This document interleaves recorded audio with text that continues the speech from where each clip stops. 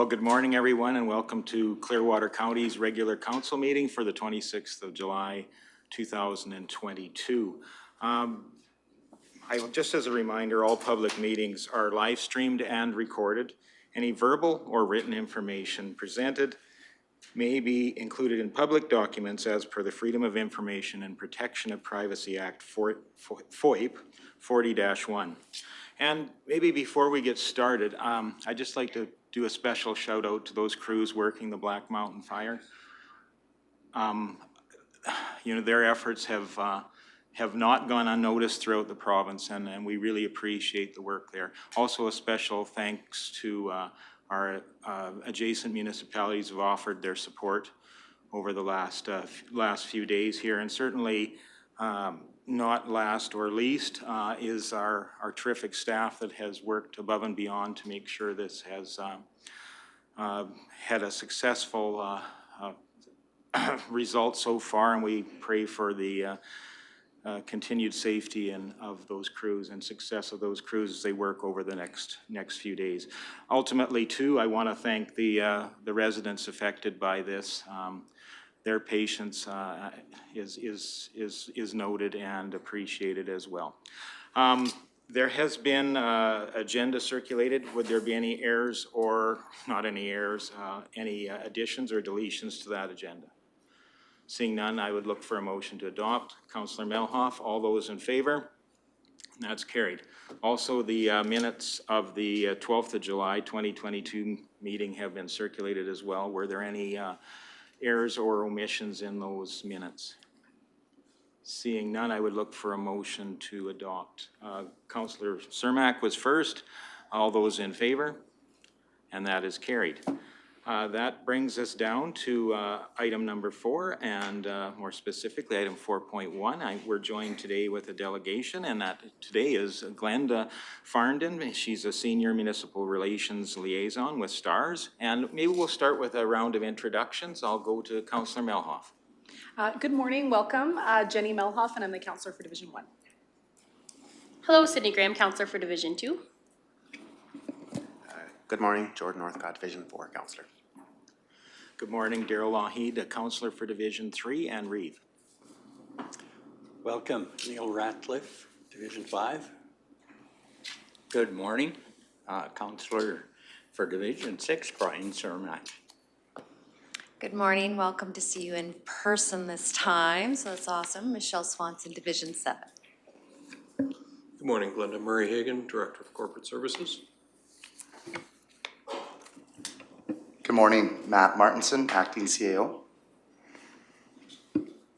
And I'm Glenda Farnden, Senior Municipal Relations Liaison for STARS. So it's a long handle, but it just means that I have been working with municipal councils, rural and urban, across the entire province, as well as into northeastern BC, and this is going to be my 16th year with STARS.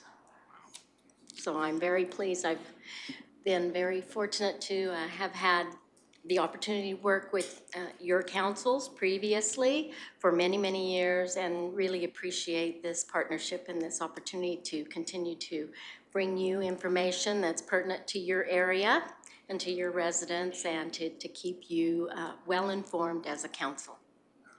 Well, thank you for joining us this morning. We're excited to see your presentation, and I'll turn the floor across to you. Okay, well, thank you very much. First, I want to say, in light of the fact that we have so many new members as well, so I felt it was really important that I provide a really solid overview. So I've included some previous information that some councillors may recognize, but it's updated information as well, just to give a full overview of everything that's been happening at STARS. So we'll get started.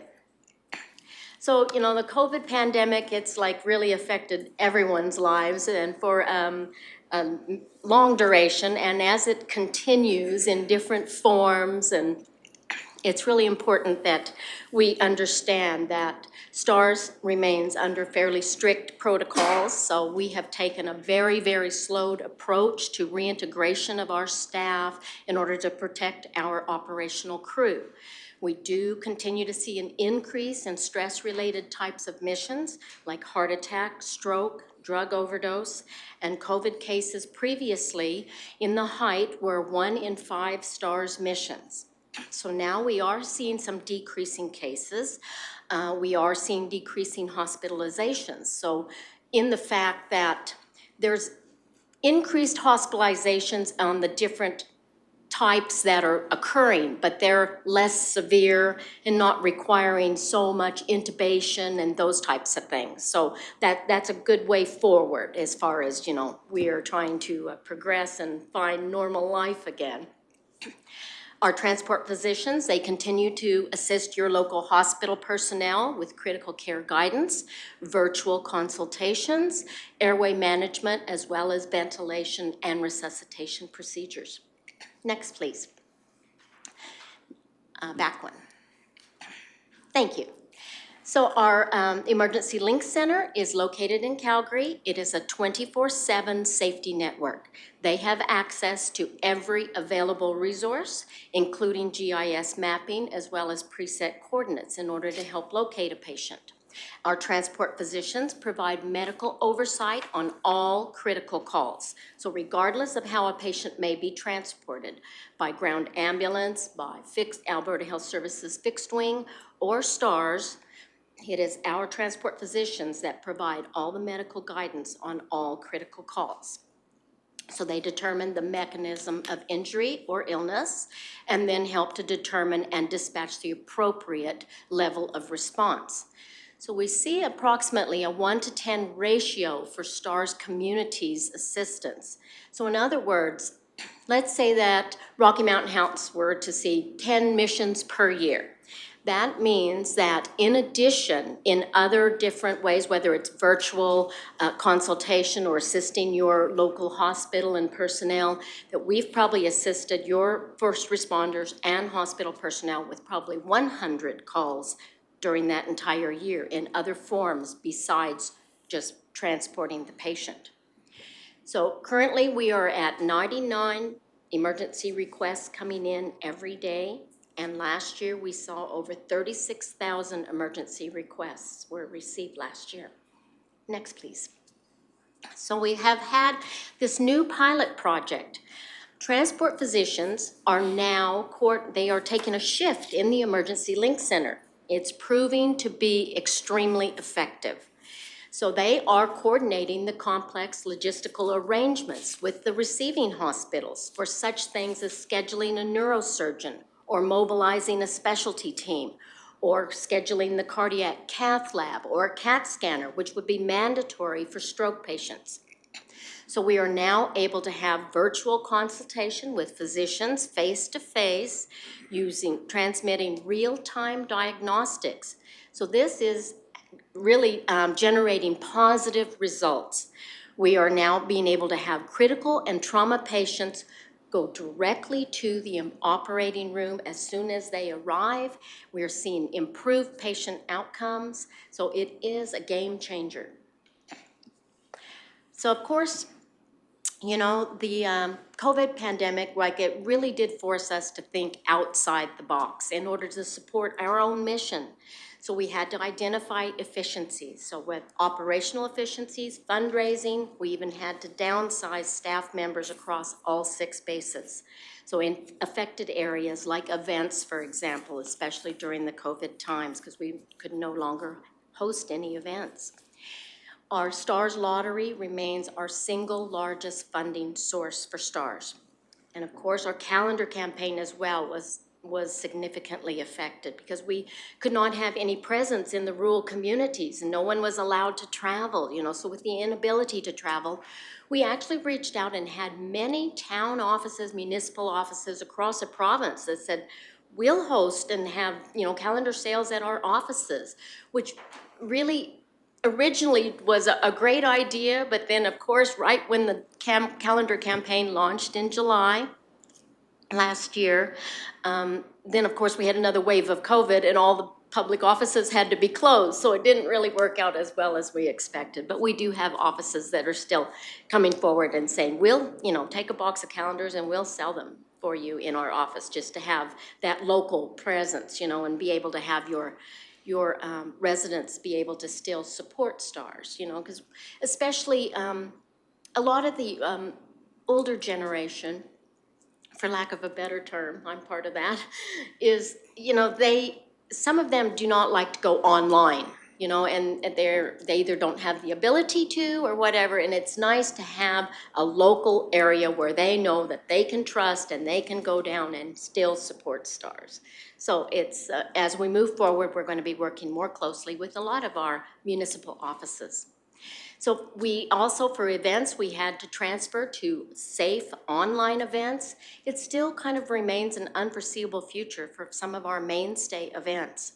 A lot of rural communities that have hosted annual community events for STARS have shifted to online 50/50s and raffles in place of having to hold a community event.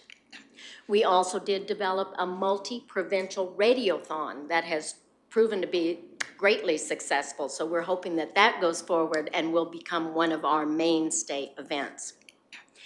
As far as the Alberta government support, now in last year, I think September, they did release finally, after many years of waiting, the HEMS review, which did point to several significant things that affect STARS. Number one, that they were going to look at changing Alberta air ambulance legislation. And number two, that they were going to look at increased funding for STARS, and that they would name STARS as the dedicated air ambulance provider in Alberta. But we've been told that they will continue with consultations.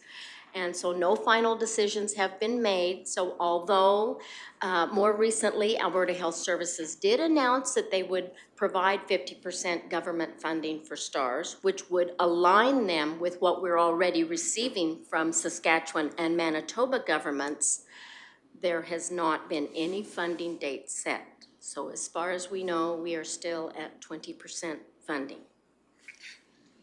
So, with 20% government funding, that means that we still fundraise 80%. That's a pretty significant task every single year. As I said, the Alberta Lottery continues to be our main source of funding each year. Calendar campaign shows that it had significantly decreased. And there is an uprise, though, again now with site registration. So site registration is used largely by oil and gas and forestry and agriculture. We also do have municipalities, though, that utilize that, and it's really important that you have that knowledge, that there is that opportunity, even for any of your local, let's say, annual events that might have some kind of trauma-related, aspect to it, such as, let's say, you have an annual rodeo every year. So you want to maybe call in and register your site, which would give you that direct link to STARS. You would call directly, you would have that direct access to the STARS physicians immediately. You would be assigned a site registration. It can just be for a weekend. It's like $6 per day. If you have a permanent site somewhere that you want to have permanently registered, especially if you have some workers in the field maybe that they're going to be working alone, or they're going to be in very remote areas, maybe you want to consider, and it's a permanent site. If there's no changes to the site, it's $160 per year to have that direct link to STARS and that access to the STARS physicians. So it's, we have a lot of farmers and ranchers that they register their site every year, their farm and ranch, so that they have, even for their homestead, they have that direct link if something were to happen at their area. So it's something to consider. You can go onto the STARS website, look at the new program is called Vigilant, and maybe see if that might, be something that would be pertinent and helpful for your area. So back one, please. On the expenditure side, it's important to understand, like aviation and medical take up more than 3/4 of all expenditures. Now for base operations and administration, we still remain at 12%. Now CRA allows up to 35%. So we very much feel that we're doing our due diligence to keep that in check. Next slide, please. Thank you, Tracy. So let's have a look at a good solid 5-year overview, plus a half a year up to June 30th of this year within Clearwater County. So this also includes the critical interfacility transfers from your local hospital here. It's important to understand that the majority of critical interfacility transfers that happen at your hospitals are usually derived from the fact that from an accident or scene call in a rural area, that patient's been transported by ground ambulance to your local hospital and then STARS is called in. So it's really vital that we give you a clear overview of what's really happening. So that's why the critical transfers are also included in your statistics. So overall, when we look at an overall annual average, you would see about 46 missions per year within Clearwater County. Now you can see from the last 2 years, that's significantly higher than the overall annual average. So based on the 46 missions per year, it would represent over $325,000 per year in service value from STARS for your residents. So it's important that you understand your contribution to STARS each year helps to offset that cost, but also you're helping us to ensure that we have STARS no matter where we go across the province or across Western Canada. Your residents have access to STARS from Manitoba all the way west. So no matter where they travel, they still have access to STARS. And I think that's the bigger picture. That's really what we really need to embrace about our partnership. So, and you're also ideally located that all of your residents are served by 2 STARS bases, both Edmonton and Calgary. Next slide, please. So municipalities, they support STARS, and they are a lifeline for STARS. Municipalities recognize STARS as an essential service, also as an emergency protective services asset. So their contributions are based on per capita or an annual fixed rate commitment. So urbans are basically all at $2 per capita, and we're increasing that.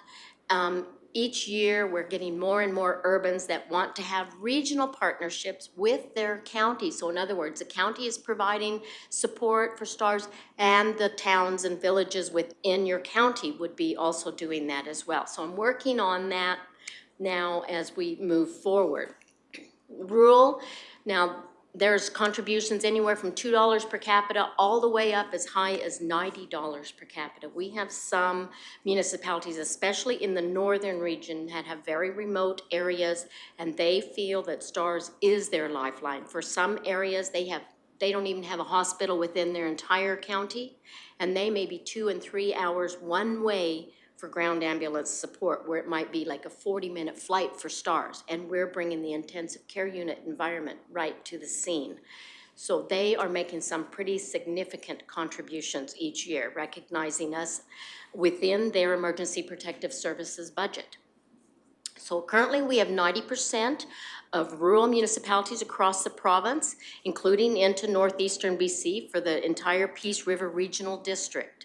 So Clearwater County as well, you're in regional partnerships with your bordering neighbors. And currently, collectively, we are generating just over $2 million per year in operational support each year. So we're hoping to move that forward as well as a long-term sustainability for STARS. So the ones that you see in the red boxes, now those are municipalities that over long-term contributions, and they are the ones that have standing motions, meaning they've made a significant commitment of a fixed value each year in their emergency protective services budget, and they have reached logo status. So they all are represented on the helicopter. And we also have 2 more logo variants coming up real soon. So it's important that we acknowledge the value of us all working together. Next slide, please. So, you know, when we got these new helicopters, it was just crazy, like $138 million capital campaign. And who knew we were going to be in the midst of a global pandemic as well? but we have finalized the campaign. In just under 5 years, $138 million to pay for 9 of those H145s. The government, they stood by our side. Federal, provincial, and municipal governments all contributed, paid for 7 of the 9. Then we had $47 million from corporate individuals as well as municipalities that also contributed. We have received the last of the 2. One was for Grand Prairie and one was for Edmonton. So what you may not know is that during the pandemic, because we had seen such an increase in volume of missions, that it was decided that we would take advantage of our current contract we had with Airbus. And because everything is, everything has gone sky high and crazy. So we took advantage of that and we ordered a 10th helicopter while we could still at the rate that we had. And so that will be coming sometime this late fall, so fairly soon in the next coming months. We're also in the midst of selling our previous aging fleet. There is still a market for them, but of course that depends on the US dollar. It depends on the market value. And so currently we've sold 3. We still have 4 more to go. So that's kind of in the works, and we were hoping that whatever funds generated from that will help to attribute towards the 10th helicopter. So currently we have been serving Clearwater County, though. You've been one of the first since the beginning because Calgary was the very first that had the H145. So your residents have been being served by the new helicopter for a couple of years now. So we plan that we will be fully H145 operational across all 6 bases by the end of this month, which is already here. So let's say in the next couple of weeks, we're just finalizing that last little bit of transition. Next slide, thank you. So this new H145 is breakthrough technology. It outperforms the previous BK-117. It has the twin engines, same as the previous model, but it outperforms in speed, range, and fuel efficiency. It has advanced avionics, so autopilot, auto hover. It's going to help to reduce pilot fatigue, especially in back-to-back missions. It has superior safety features. If you wouldn't mind to just go back one for me for a minute, thank you. So you can see the unique fenestron tail. That's a completely enclosed tail where the previous BK-117 had the exposed tail rotor. So that also helps with maneuverability and power and lift. Okay, next slide, thank you. As well, these are now a new 5-bladed system instead of 4, so it has increased lift and load capacity. It's going to be very beneficial, especially in complex terrain like in your area specifically. And of course, these also have less maintenance requirements, so it's going to provide increased availability as well as reduced cost. Next slide, thank you. So here you have it. This is the intensive care unit environment that allows STARS to provide the highest level of critical care. Combining our world-class expertise, our crews are known worldwide for critical care. And so the combination of the ICU flight nurse and the advanced life support paramedic, along with our transport physicians in the Emergency Link Center working behind the scenes, so that provides that critical care piece. These are now, we have the latest in the cutting edge diagnostics. It is Bluetooth capable, integrated Wi-Fi, satellite connectivity, which allows us to now be able to transmit real-time diagnostics. So while we're airborne, they can be doing tests and transmitting these results right to the doctors at the receiving hospital so that they can make a treatment plan while we are en route. So it's just amazing the advancements. Now the next update that I'm going to bring to you is going to be an even closer look into the back of the helicopter and a lot of more of the medical innovation that we have now. So be looking forward to that at the next one. Next, please. So in closing, I'd like to say, that STARS was born out of necessity. We have been serving Albertans since 1985, and more than 50,000 missions have been flown. but more importantly, at no cost to our patients. We thank you, Clearwater County, we want to celebrate over 30 years of partnership since 1989. Your current pledge has always been based on $2 per capita on a standing motion, meaning that you have allowed for that in your budget each year, and we appreciate that because that provides that sustainability piece each year. But as we move forward, the last 2 years, we have seen significant increased volume, as well as we've seen a lot of fluctuation in census with population, a lot of areas where they've had decreased, which means we're having increasing missions, increasing costs, and we're getting decreased contributions. So we have asked and been working with a lot of our municipalities now to ask them to move to a fixed rate, which also provides ease of process for your administration, that they have just a set amount in your budget each year that that is put aside for us in our partnership. And so many have even made some significant increases because they recognize the value of what we're bringing for their residents, and so, that's also for consideration. But we want you to know that at the very least, we really would appreciate your consideration to move to a fixed rate. You've been on per capita, so this is just a slight increase is what we're asking for at $25,000 per year. If you find that you have opportunity or any leeway at all that you could, move to based on a $225 or $250 per capita, we would certainly appreciate that because it helps us to offset those costs and that increasing volume. But for your consideration, we would ask at a minimum that you would move to a fixed rate at $25,000 per year and maintain a standing motion for us so that we know what we can count on each year. It's just so important that you understand the importance of our partnership, and that together we are ensuring that we have stars for the next 35 or 40 years for our children and our grandchildren. So a life is saved every day, and it's partnerships that make it possible. Thank you. And thank you. Would you be open to questions? Absolutely. Would there be any questions of council? I'll go to Division 1 first. Thank you, Reeve. You said 36,000 requests per year. How many of those missions are accepted?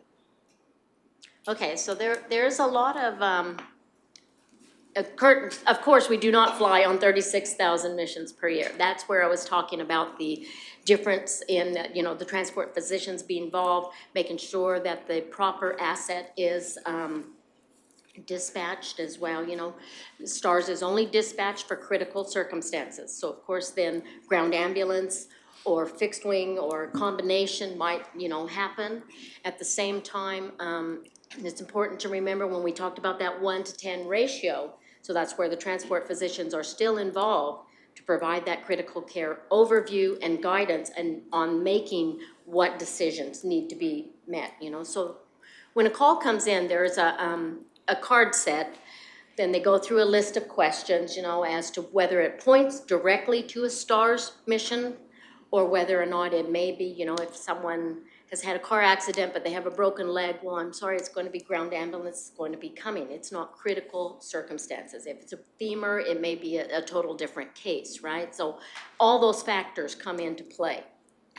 And then whether or not they may have already been transported to the local hospital, and now it is critical circumstances, STARS is en route, or we might be a combination between STARS and fixed wing. There's a lot of different variables there, right?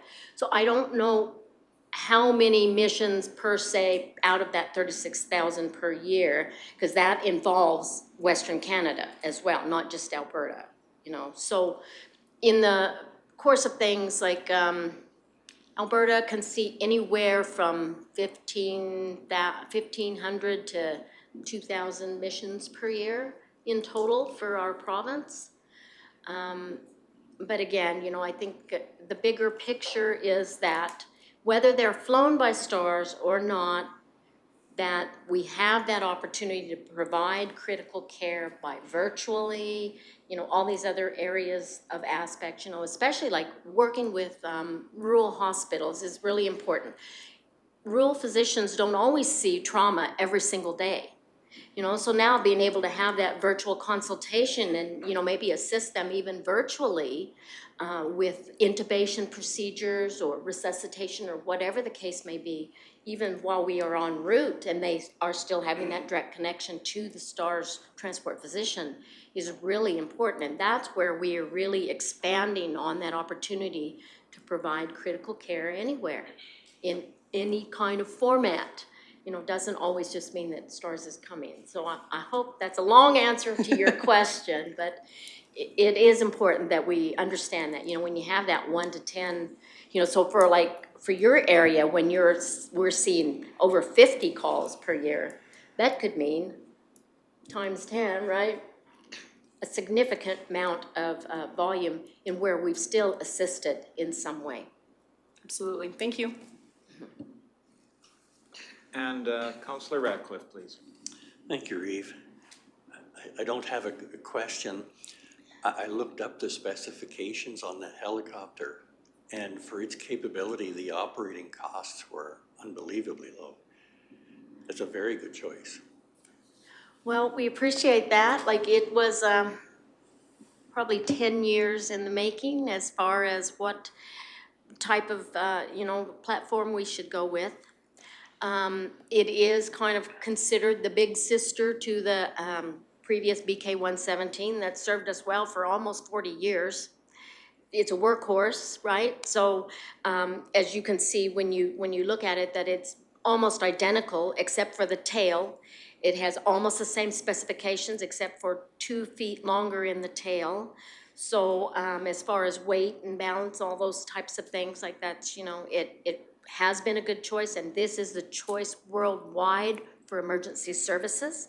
So I think that really did help us to move towards that. It still has the big clamshell doors in the back, so a little bit wider to give us a little more room in the interior now. Completely changed pretty much the medical interior as well. We have a lot of bag type things that are snap in, snap out. There's that bridge over the patient now that holds the like the ultrasound and all those different things, the defibrillator, whatever we may need. So they just lock in place instead of just laying equipment in between the patient's legs. And it's just crazy. The new handheld ultrasound, like the other one was like this big blocky thing. This is like a little handheld, looks like a phone.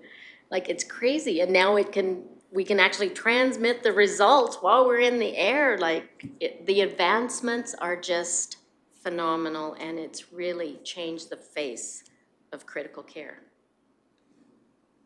But thank you for that and for your support that we did pick the right machine. We think we did. Additional questions?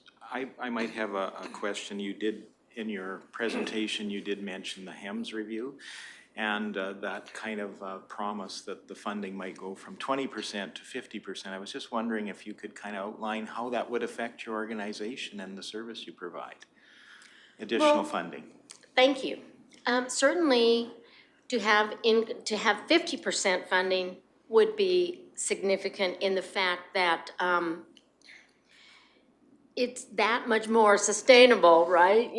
50, it doesn't mean that we don't need your support, because we still have to raise 50% of like a $38 million per year budget. So, that's always going to remain. And the other provinces, they're moving towards staying with the 50-50 type of model in order, and following Alberta's lead, and the fact that, we were built by the community for the community.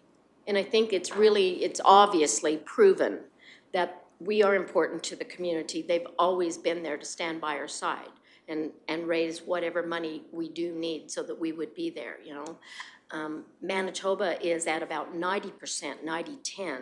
They started out at 100% to begin with, because just to give you a little background, if we still have time. Okay. Originally, we were just only in Alberta. In about 2010, like we went to go and help Manitoba with the floods. So we took one on a contract basis just for a couple of weeks to go and help them with the flood situation.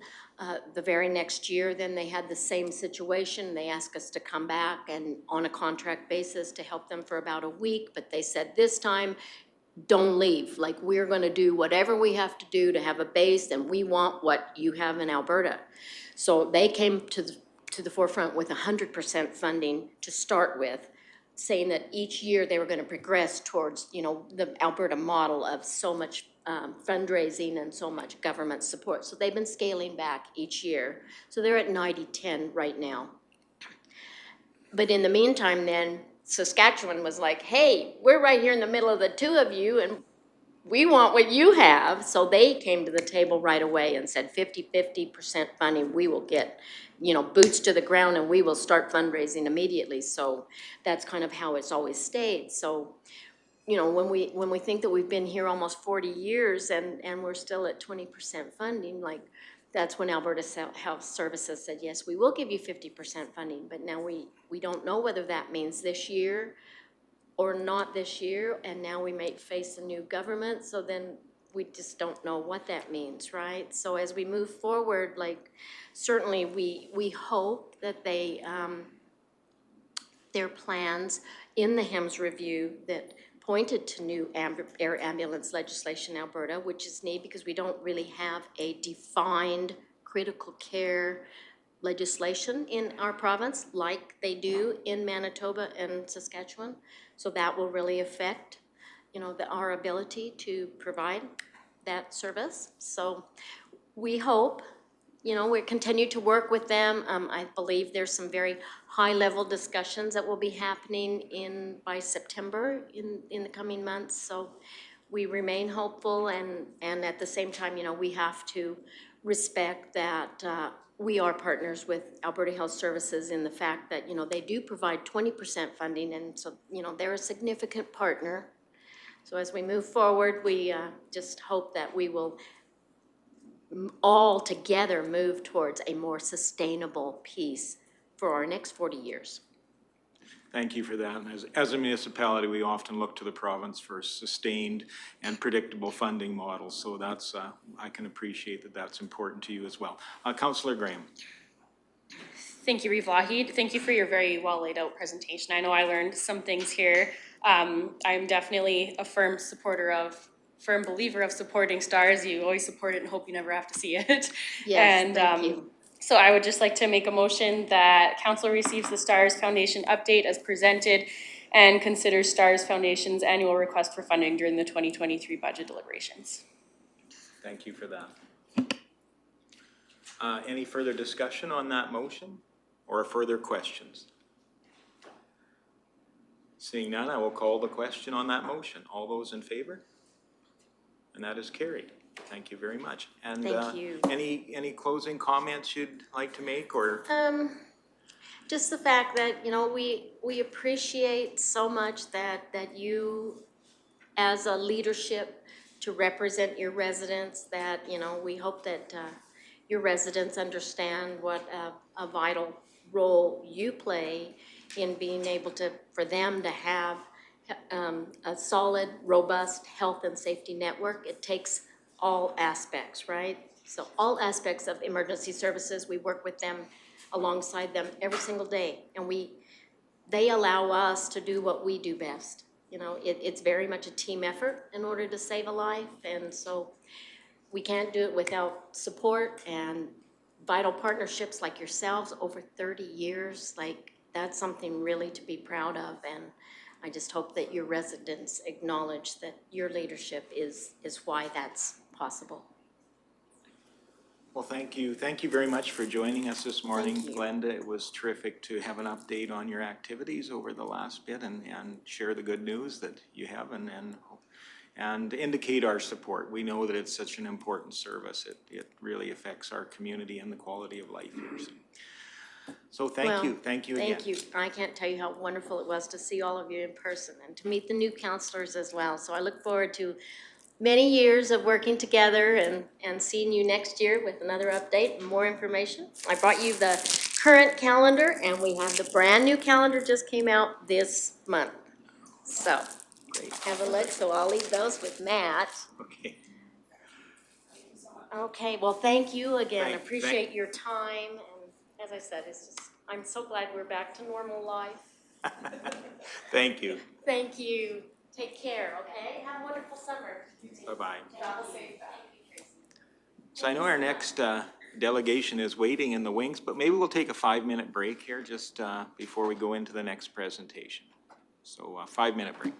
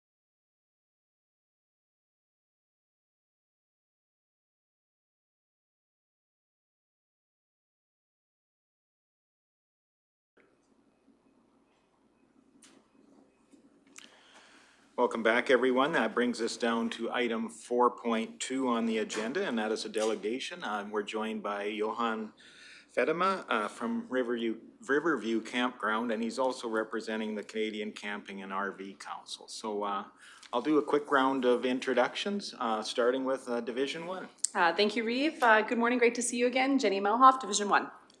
Hello, Sydney Graham, Division 2.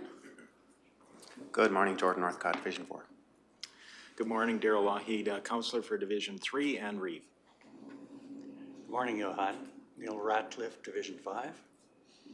Good morning, Brian Cermak, Councillor, Division 6. Good morning, welcome Michelle Swanson, Division 7. Good morning, Murray Hagan, Director of Corporate Services. Good morning, Johan. Matt Martinson, Acting CEO. Jerry Pratt, Economic Development. Thank you. Good morning. So thanks for the opportunity to speak here for a couple of minutes. A number of weeks ago, Jerry reached out to me and asked me, he said if we had some information. My understanding is that there's been requests for campgrounds in the area. There's been requests for investment opportunity by people. And for what I understand, sometimes Council gets some negative information about campgrounds or, neighborhoods that don't like to see change. And I'm here today to kind of lighten up the other side of things and to kind of maybe give you an impact of or an understanding of what campgrounds do if they're run right and, run with the right credentials, I guess. So my camp, just to give you an update, our campground sold last week. So I'm officially not a campground owner anymore. I'm still heavily involved in the industry. I'm still the chair for the Alberta Campground Organization, which represents about 50 campgrounds right now. That's meant to grow. Like we work really strongly together with the RVDA, which is the dealerships for Alberta campground, for Alberta dealers, I guess. And so we just collaborated with them to grow our organization. I'm also the vice chair for the CCRBC, that's a Canadian Campground and RV Council. So that is a collaboration between manufacturing, we still have a few in Canada. There's actually one significant one that has done a huge expansion and is starting to build more and more RVs again because of the demand, basically. And it's a collaboration between all the dealerships around in Canada. So CCRVC represents at the moment over 2,200 campgrounds in the industry, and they're all privately owned. So that's outside the provincial parks, outside the federal parks. It's all privately owned campgrounds. So being the vice chair on that organization, I've been up there now for 5 years, approximately. The way we represent campgrounds is that we give them a better negotiation points on products, daily products that they need, products to build their infrastructure. We try to negotiate for them for insurance needs and represent the industry that way. One of our bigger voices is on a federal level with our politics in Ottawa. We have a continuous point of contact within the government there where we try to, educate and inform our politicians about the tourism industry, what's to come, what's to expand, how do we bring this thing further along as it grows, and what is needed, and what is the latest and the greatest in the industry. So we do that on a continuous basis, and then on top of that, this year again, it opened up again. We had a week where we do our advocacy in Ottawa.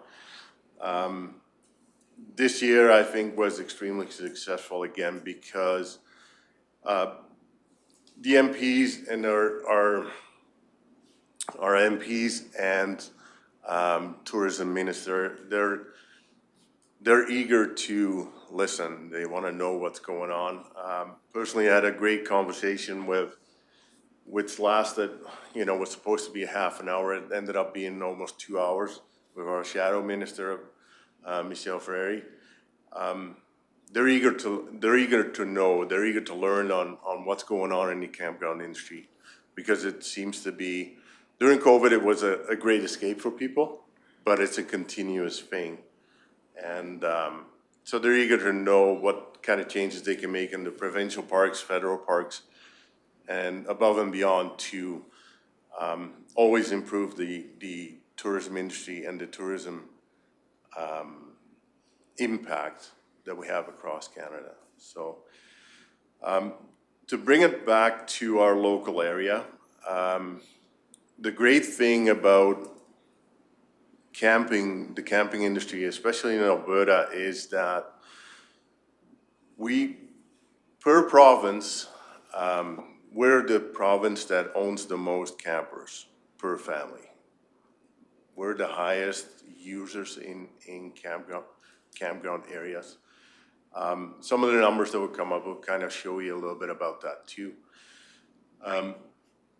So what's camping all about? Camping is about, making memories. It's a family thing where families come together and they make that memory about that travel, about that area, about, catching the first fish in the stream, going to local events. It's also, a place where people migrate to a certain area for a seasonal site. If they're not traveling, if they don't have that heavy pickup or to pull this thing around the country. And nowadays with new gas prices, going up and down and a little bit of uncertainty here and there, an inflation rate that's going up like crazy, camping is still the most affordable vacation for our public. And it kind of, if I look back to our campground, if you put it in perspective, where can you go for a week with your family for $330? So camping is a significant contributor to, mental health, relaxation for people, exploring for a small number of dollars. That's what it comes down to. So we have in the camping industry, you have your different subjects. So you have what we used to cater to was the work camper, like the oil guy, the logging guy, the road building guy that needs to work away from home and needs a place to stay. Now, in the last 2 years, that has exploded because of the economics in the area. And even after this pipeline is built, I think the economic spin-off of that is going to continue for a while because everything that's being created in the oil industry again.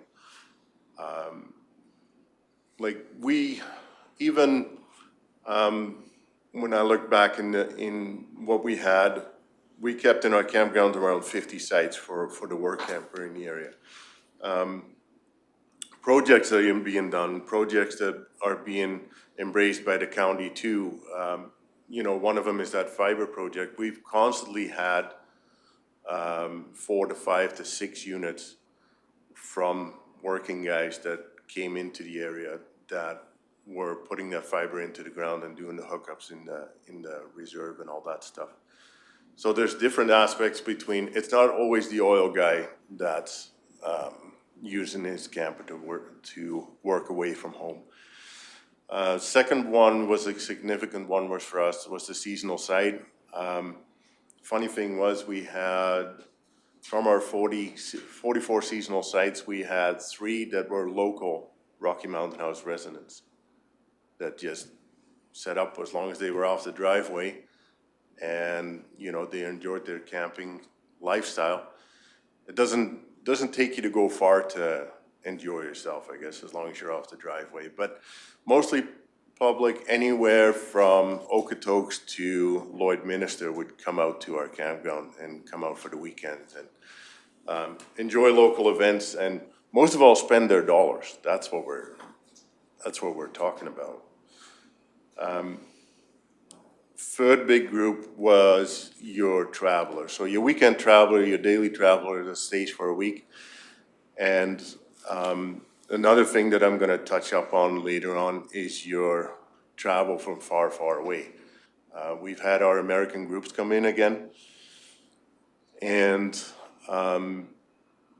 those are the guys that really make a significant contribution to the local economy.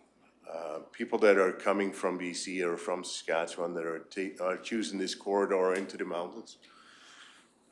There's a huge economic spin-off from that area. So we borrowed some numbers from the KOA there. KOA is a North American campground organization. It's a franchise model. So daily spendings per individual, you can kind of see here. United States, this is US dollars. Canadian, 89 bucks a day, economic spin-off in your area. So that's your site fees, which are anywhere from 30 to 50 bucks a night. There are some extreme ones out there, even in our area, that are charging around $90 a night, but that's more of a membership feel, right? So that's not your average camper. Your provincial site fees are still around that $30, $35 a night. There's a funny spin-off between your experienced camper and your new one. I guess the new campers spend a little bit more in your area. So again, these numbers are without or on top of your site fees that they're spending every day.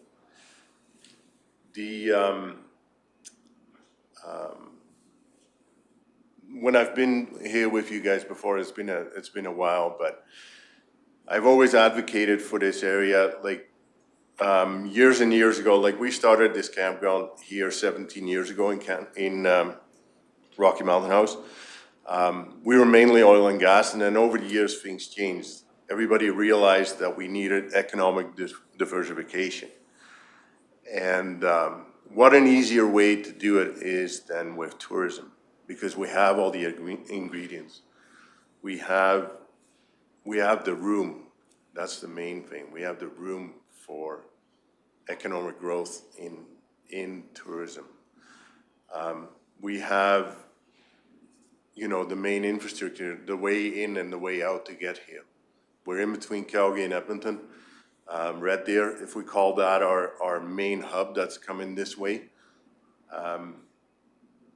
there's going to be an expansion into Highway 11, which you're all aware of. It's going to make it easier to get here. So you're going to see more people coming this way.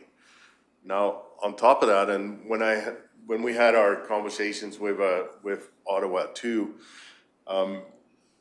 one of the things that we talked about heavily is once these restrictions, like I happened to travel to the US this weekend and came back last night. The funny thing is when you travel out, as soon as we got on the airplane, the American Airlines, the captain said, please take your mask off. We're done with all of this.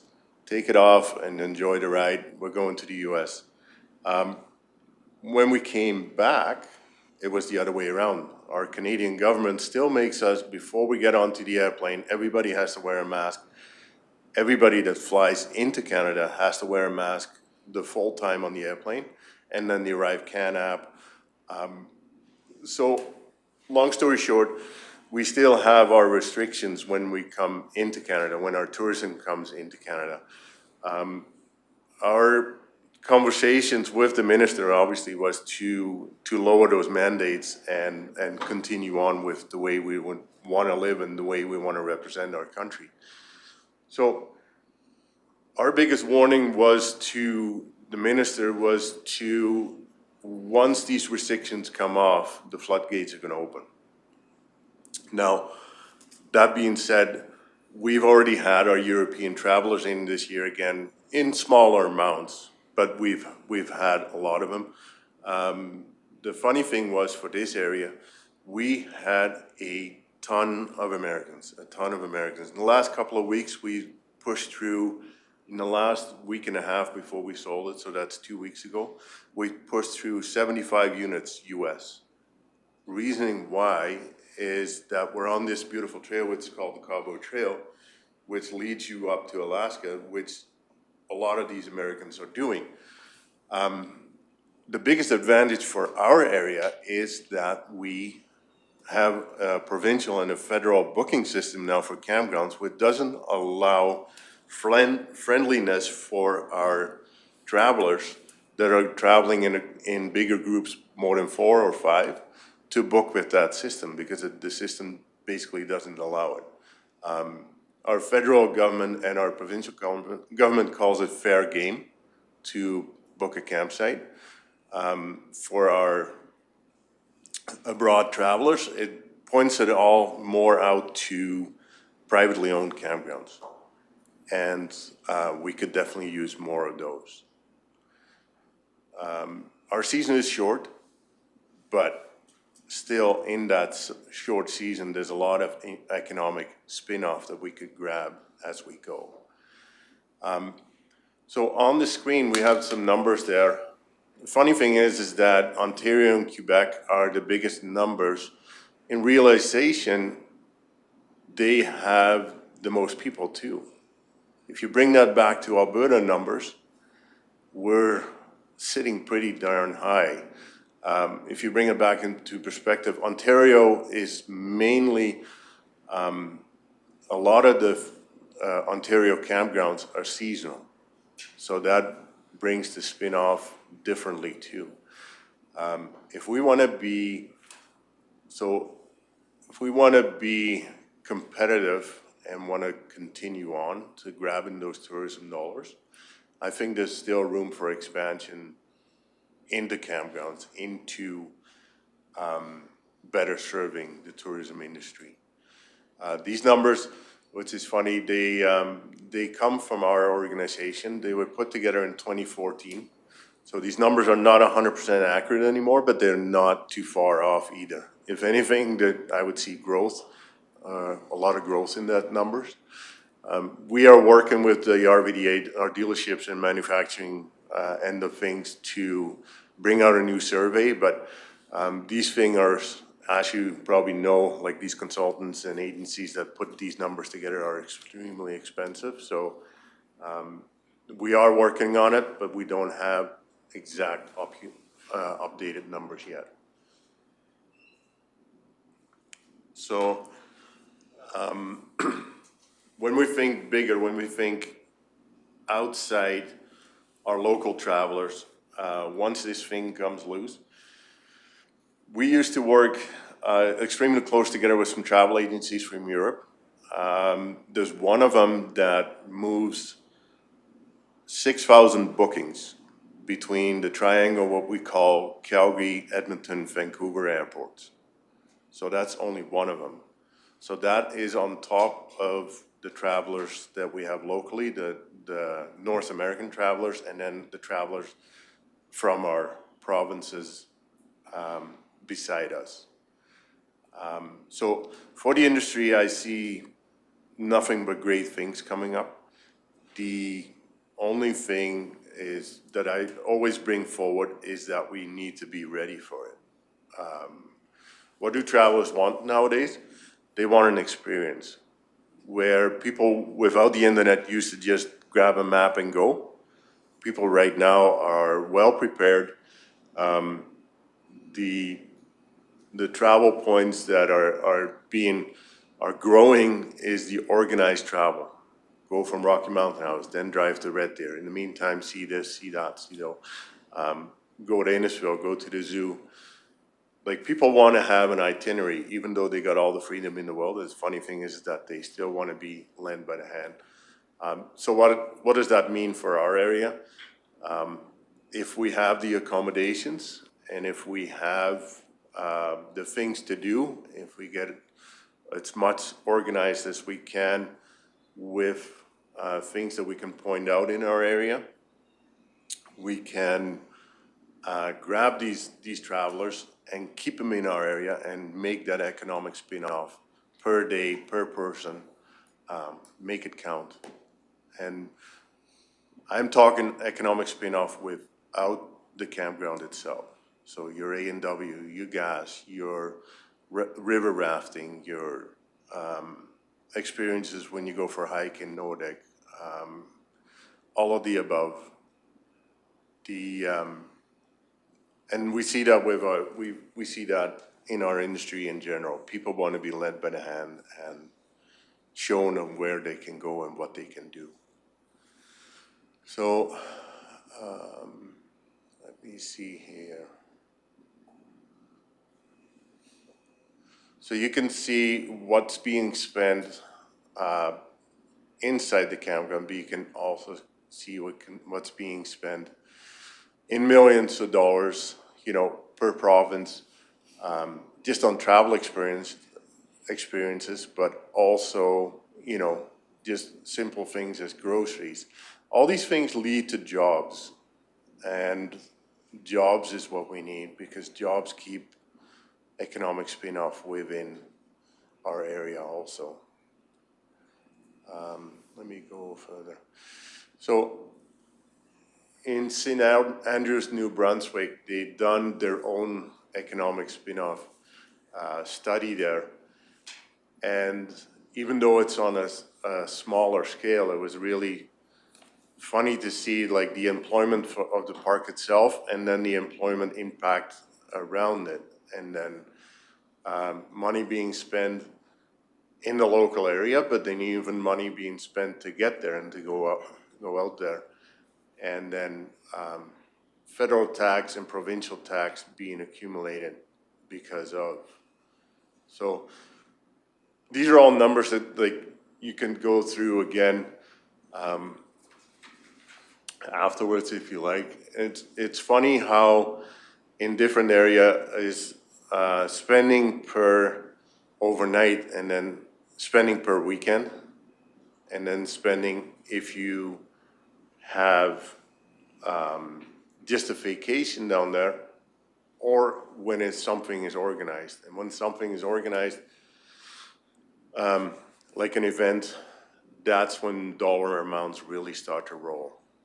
So what I'm saying with my little spiel here is that, in my opinion, like last year, we had COVID, we had this, that, and the other thing. There wasn't, schools weren't in, like in May, schools were already closed. We had a tremendous impact in the camping industry where people were just ready to go out and they were ready to move out and do some things. This year was a little bit different. Our May and June was a little bit slower, and I got the same impression from the provincial sites too. But take into consideration, when you think about that, was the weather. Our May long weekend was just cold. People were still in school, or kids were still in school, and people were back at their jobs. So nobody was working from home, sitting at a campground. That was the biggest difference for us for June. July, August, and September, off the wall busy. Our reservation system, it is booked from the moment that the kids came out of school until they go back out of school. Is there room for expansion? Is there room to let more campgrounds into the area? Absolutely. Will it be, and the main reason why I'm saying that is that if we have more of these areas, then more activities will come along.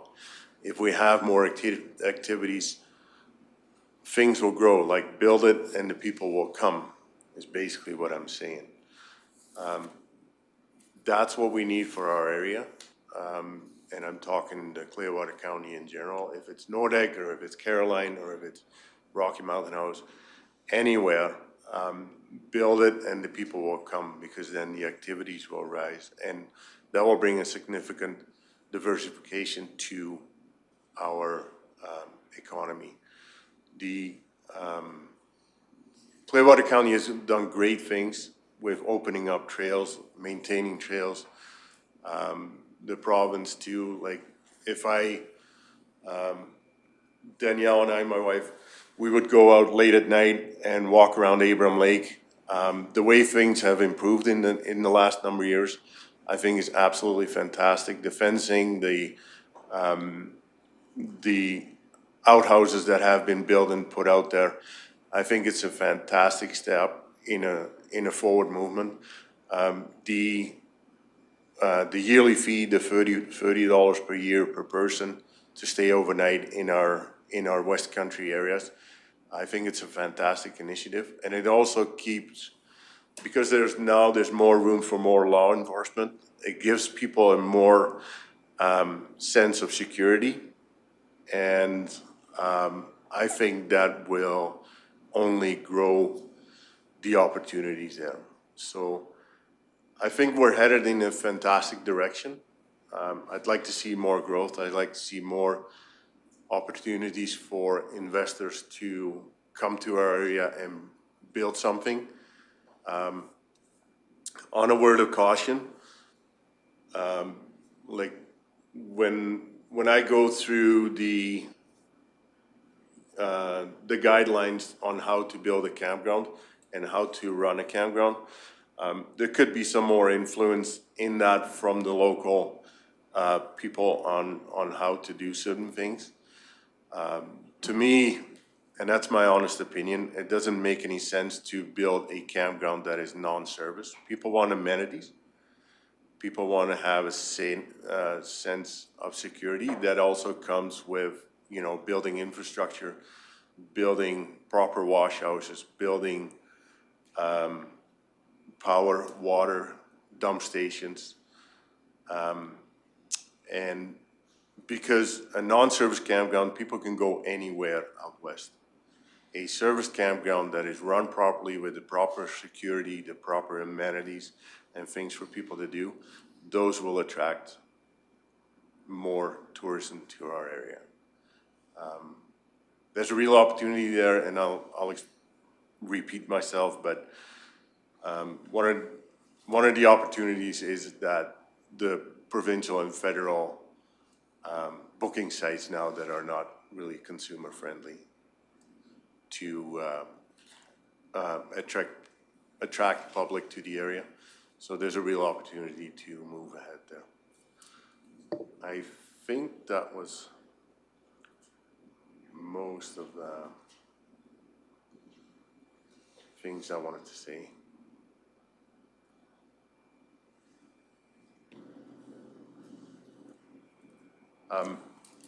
Any questions? Great, yes, we can open it up to council for questions. I'll go with Councillor Ratcliffe first and then Councillor Swanson.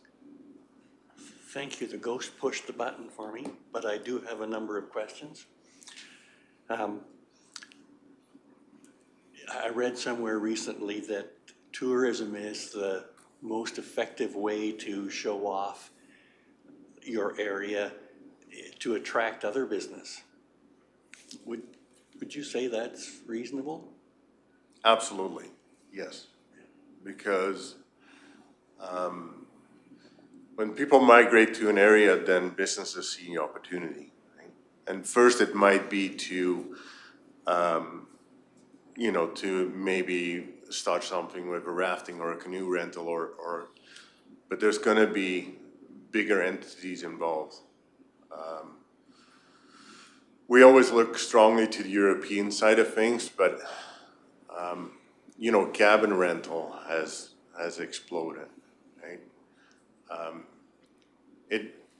It all comes with things have to be done right.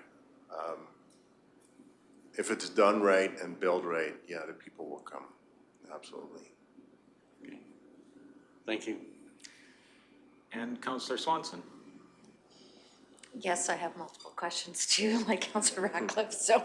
um, I did have a question in regards to random and booked camping, the impacts and differences and you had mentioned that people feel more secure with enforcement out in the random camping area, and yes, you acknowledged the fact that our province has done wonderful washrooms and pullouts and future garbage collection, et cetera, that's coming along.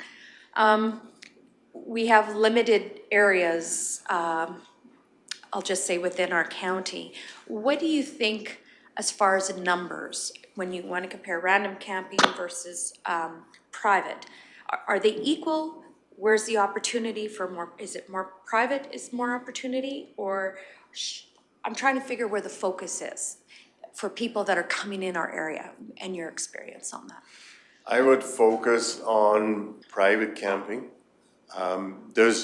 Within the industry, there's a whole new entity of people. There's a whole new entity of people that weren't exactly farm kids, but know everything because they can Google it. These people would be better in their place in private campgrounds. We've seen over the last, especially over the last 2 years, where people have smaller campers, keep it more simpler, but they want the amenities. They want to be in a secure place, and sometimes too, people don't go to private campgrounds because they're already booked. They have that last minute plan and then they end up in the West Country. Is it always the best experience for them? Yes, it might be, sometimes probably not. But if they have a choice, I think people would choose for the services, especially young families. Just a quick follow-up then. Sure. That next question, what are the top 3 amenities that private campgrounds should have? Power and water. There's a layer within the RVer that always wants full service, but power and water with enough amperage, like a minimum of 30 amp, that's your first thing, and then a dump station.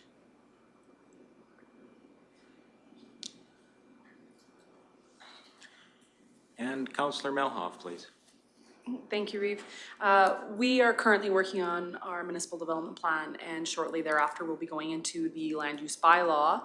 As you know, campgrounds are something that we are working in the MDP, working with. What are some things that you would like us to focus on in the LUB, in the land use bylaw, that could, one, assist your industry to streamline or make it easier on developers, and still make the impacts minimal to the local community? Like, we've always focused really heavily on security within the campground.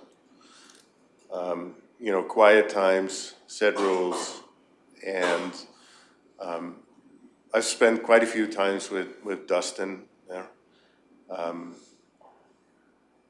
So when you develop a campground, in you guys' bylaws, there's some sizes for campgrounds, for lot sizes that are a little bit out of whack, you know, for square footage for a lot size. That could be looked at, you know, to make it more interesting for future developers to come in. So the lot sizes that have been worked in are quite large. Now, amenities is another thing. People want to have, you know, your playgrounds, your basketball, pickleball is in extremely big growing sports right now. Things for people to do. You're suggesting we put that right into our land use bylaw, that they would have to provide amenities? They would definitely have to take a look at it, let's put it that way. Like, everybody does it differently. The thing that I would, and I think it's in there, I don't really recollect it 100% anymore, but I would go heavily against outbuildings buildings being allowed on sites, sheds, tarps, all that stuff. Because it creates a certain permanent environment that you don't want to show off. Thank you. But amenities, yes, I think amenities are important. And Councillor Graham, and then I'll go back to Councillor Radcliffe. The ghost hit me as well. I don't have any questions. Oh, okay. My Sorry about apologies. that. Councillor Radcliffe, are you a ghost this time, or?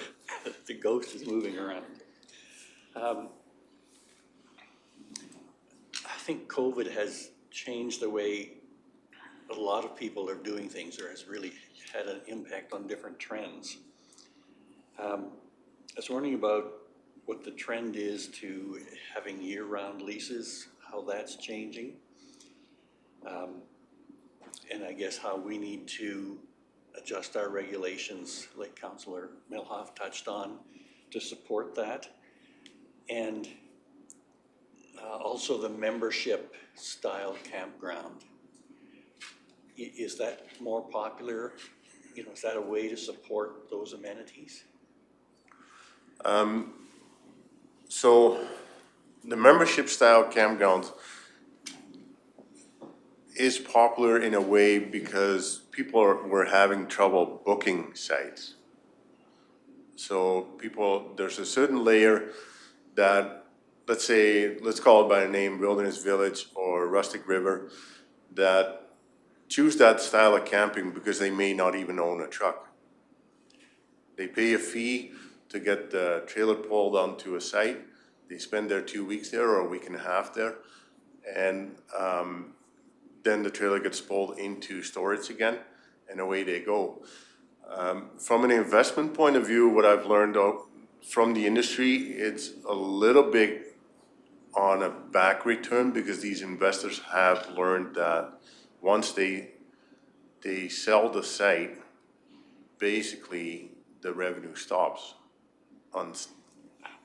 unless they build a site, sell 30% of the lots, and then resell the site again to the next one. I've heard of cases where people or bigger investment companies want to buy certain campgrounds, but they want to buy out all the membership because they don't want to deal with it. So it's hard to say if it's on a return or if it's on a growth, but it's an industry that has, like anything, it has its pros and cons. But if you want my honest opinion, I think it's on a little bit of a return kind of a mode. Because it's like a timeshare. I don't know, like years ago, everybody had a timeshare. Now a lot of people are kind of like, I don't know, right? So. I'll narrow it down to one last question. Sure, go ahead, please. You talked about organized tours, especially from, I'm assuming, people more out of the province. To me, that would indicate that we need to have more partnerships among the recreation industry to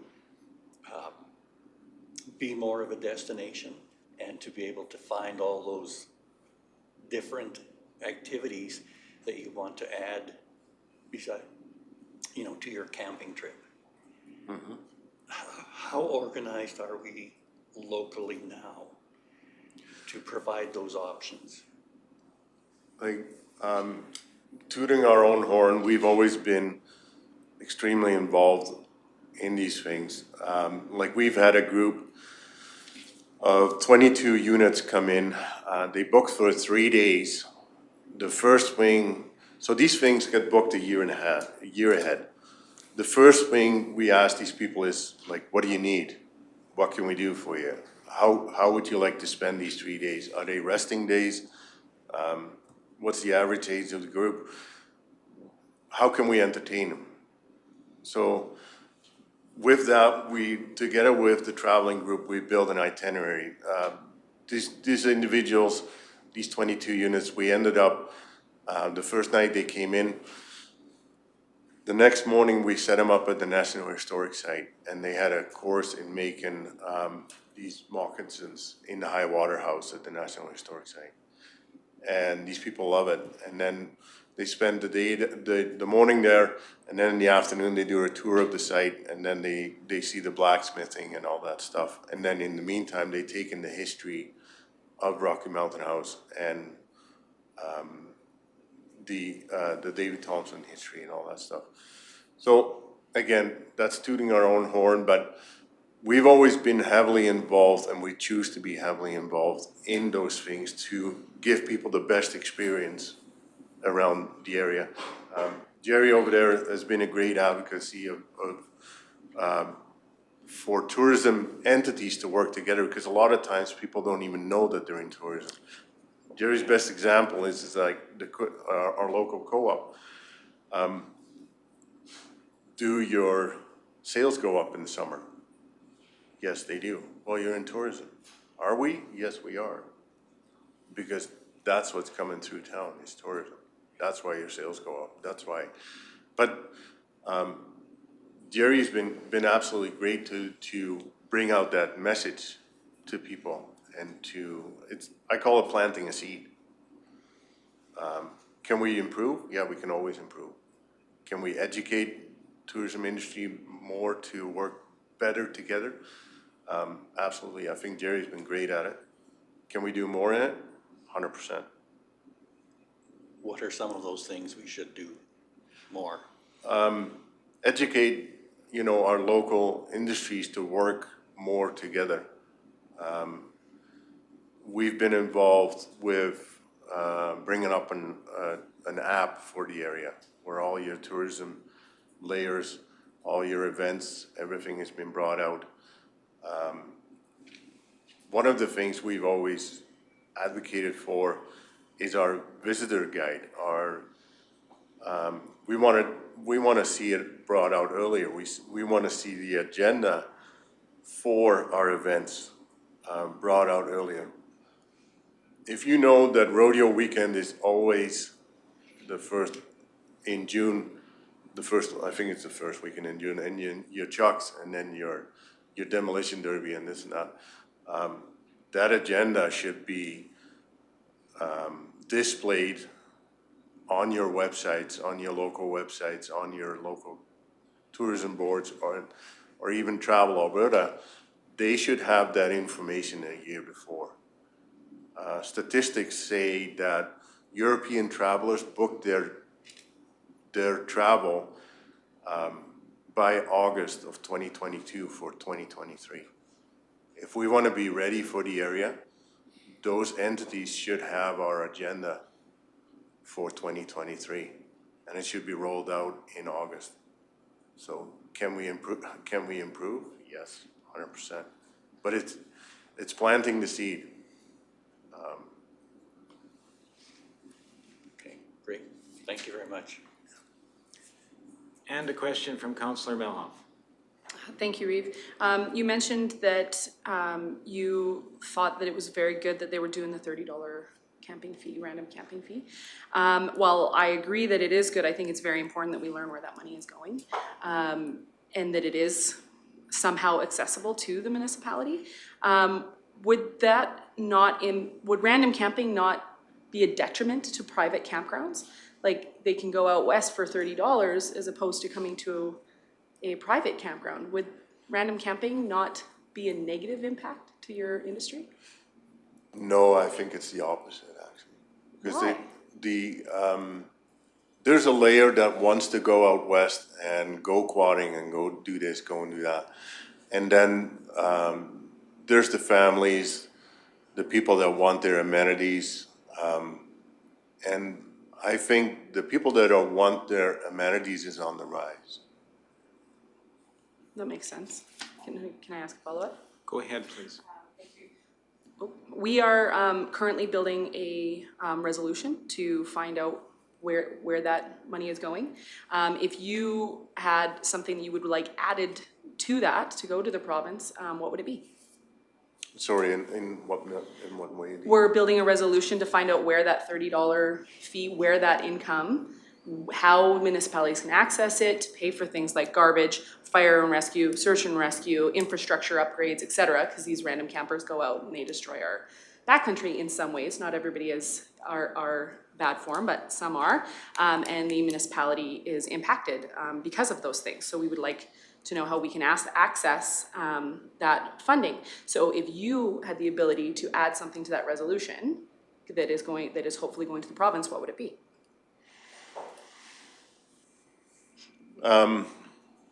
I would have to take an overall look at it, but I think in general, we're on the right path.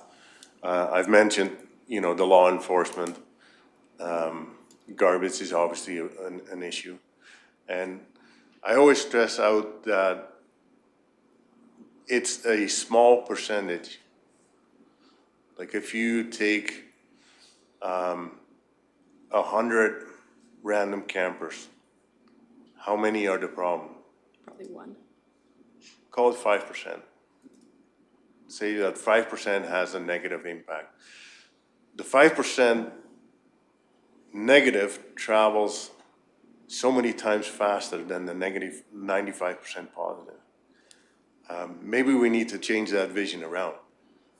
And maybe we need to grab the positive and handle the negative. Because like that's kind of a people's thing, right? It's easier to grab the negative than it is the positive. And maybe, you know, maybe we should be a steward of expressing the positive and grab the negative and handle them harder. Awesome, thank you. And I'll go to Councillor Swanson. Thank you. As you were discussing, you know, the random camping, I guess the thought for me was a random camper is spending their $30 out west, but they're not coming and doing an economic impact by spending their dollars locally within, I'll just say, a closer area through events, etc. So for me, I see a private campground as being a more economic driver than, I'll just say, maybe random camping, especially to our area.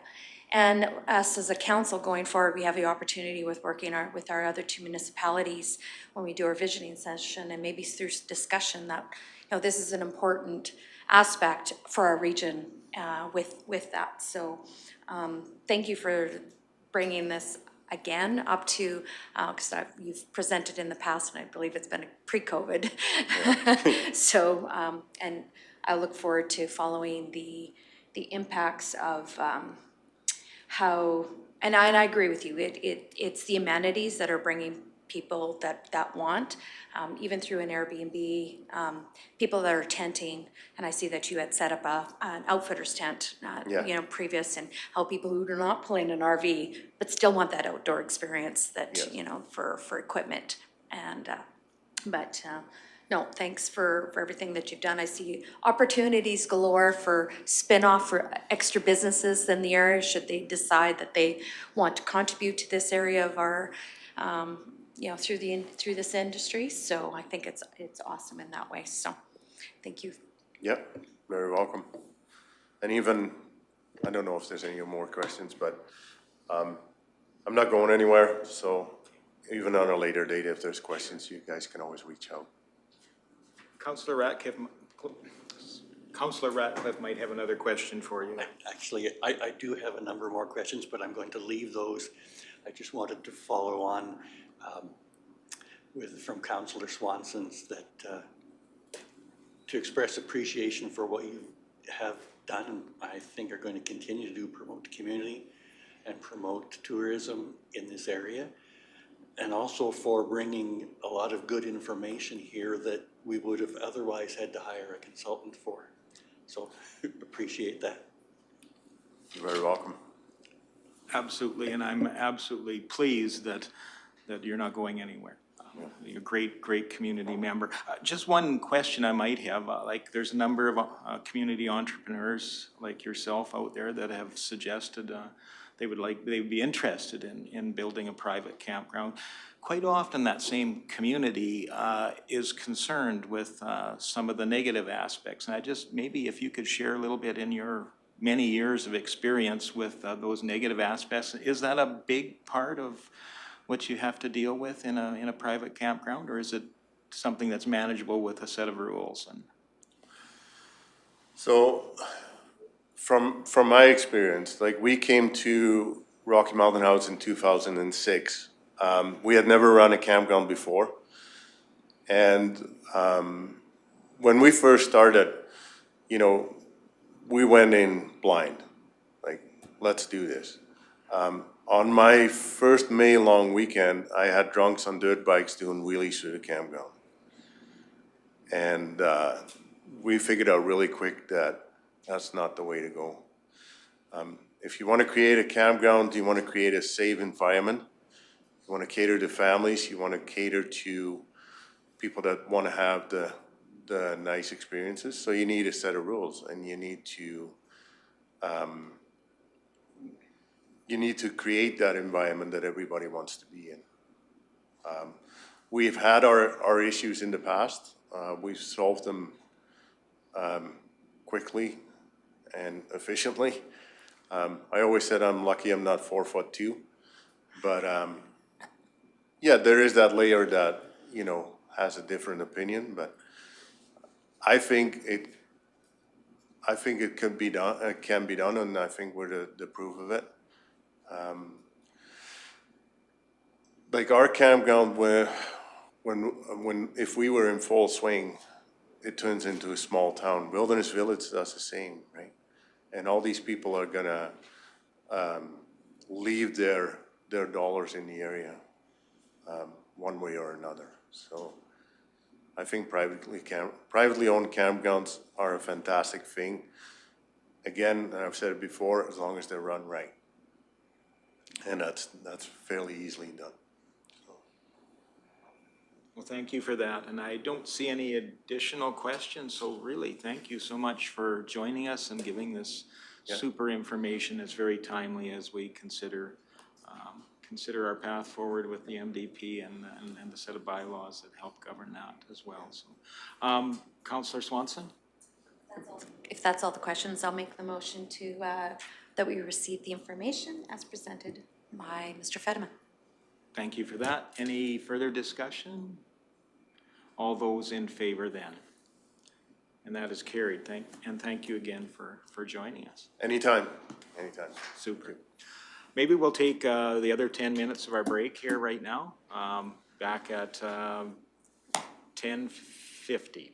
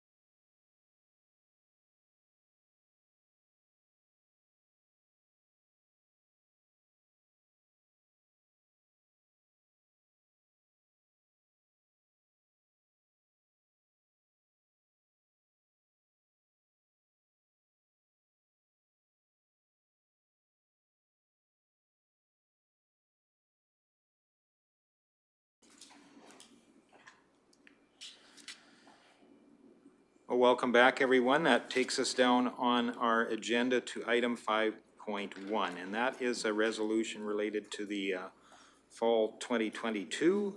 And I think we're joined by Joshua this morning to introduce this item, please.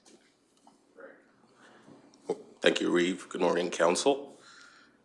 This is a request for decision pertaining to a matter discussed at Council's regular meeting held on the 24th of May, 2022. Attached for Council's review is Ponoka County's resolution for a funding request related to municipal firefighters providing emergency medical services in absence of ambulances in the region. The request for a decision on this resolution is as a result of communications between representatives of Ponoka County and Clearwater County. In April 2022, there was correspondence between Clearwater County's Director of Emergency and Legislative Services, Kristen Haggart, and Ponoka County's Executive Secretary, Dee August.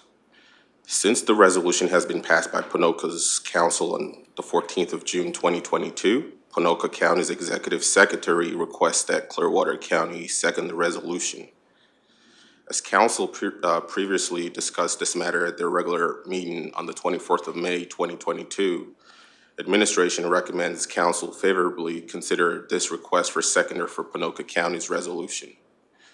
The deadline for fall resolutions is September 7th, 2022, and the next Central District meeting is scheduled to take place on the 7th of October 2022 in Starland County.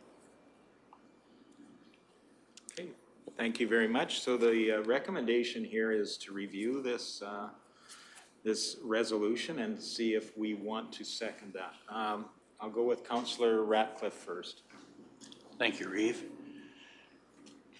I move that Clearwater County second the motion by Ponoka County at the next RMA session. Okay. Discussion around that motion, please. Councillor Melhoff? Thank you, Reeve. We all know that I'm going to be wanting to second this motion as well. I will be in favor of that. My only concern is the verbiage around volunteer. Many municipalities are paid-on-call firefighters are considered employees, and I don't want to have the fact that it says volunteer negate the fact that yes, while they are volunteering their time, they are considered employees. So I don't want the municipality to do that, to miss out on this, because hundreds of thousands of dollars go into medical first response to cover for the EMS downloading that is happening from the province, and I don't want the municipalities that have taken upon themselves to make their volunteers employees to their benefit to lose out. Yeah. Thank you for that. I'll go to Mr. Martinson, please. Yeah, thank you for that, and certainly, as you may have mentioned there, that probably more correct terminology would be paid on call firefighters. So being that this resolution was approved by their council, there may not be a whole lot of room to change the text within the document, but we could reach out to our colleagues there and suggest that during their verbal presentation that maybe they use both terminology, because volunteer in some maybe some areas is what they would be more related and comfortable saying, even though it may not be the more modern description of how we say that. So we'll certainly take note of that, and we'll reach out to the folks at Ponoka County and provide that feedback. Or even see if an amendment needs to be made or something during the resolution sessions, just so that the municipalities that the verbiage isn't volunteer don't lose out on potential funding that will come from this resolution. Sure, and a friendly amendment, I believe, is a possibility in that venue, and that could be sort of discussed maybe at a huddle previously too. I don't believe it's often typical that a seconder proposes a friendly amendment, but possibly there could be a third-party municipality that has a similar, or has noticed that similar thing, and maybe they'd be willing to propose that friendly amendment. And I can only assume it would be received well from the developer of the resolution, which is Ponoka County. But we will definitely take note of that, and we'll reach out can I have a follow-up? Yes, go ahead, please. Thank you, Reeve.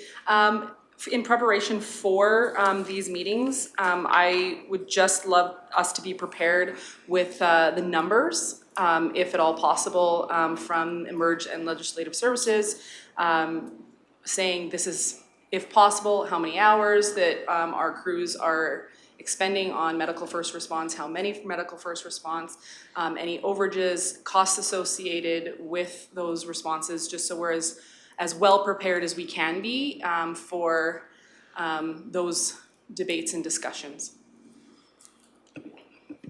Mr. Martinson? I can, I'll certainly talk with Director Haggard. I don't see that being a huge issue. How maybe up to date those numbers could be, maybe more of the challenge, but I think this has been going on for a while, as you're well aware. So I think even data or information that's a little bit dated would still be absolutely relevant. So we'll certainly be having a discussion with the relevant folks and see what we can get together that can support the background and the information shared at the RMA. That'd be great, thank you. And it's my understanding, this is of course first going to the central RMA before, and there'll be some opportunities for some fine tuning within that, I think, to come up with a resolution that's ultimately going to be presented to the RMA general group at that time. Councillor Graham, please. Thank you, Reeve Wahid. I appreciate all of Councillor Melhoff's questions and her subject matter expertise on this, and I think it's very appropriate for us to be seconding this, so I will be supporting Councillor Radcliffe's motion. Thank you. Any further discussion? Seeing none, I call the question. All those in favor? And that is carried. And thank you very much for presenting. Thank you, Reeve. Thank you, Council. That takes us down to item 6 on the agenda, which is planning and developments, and we have a number of first readings.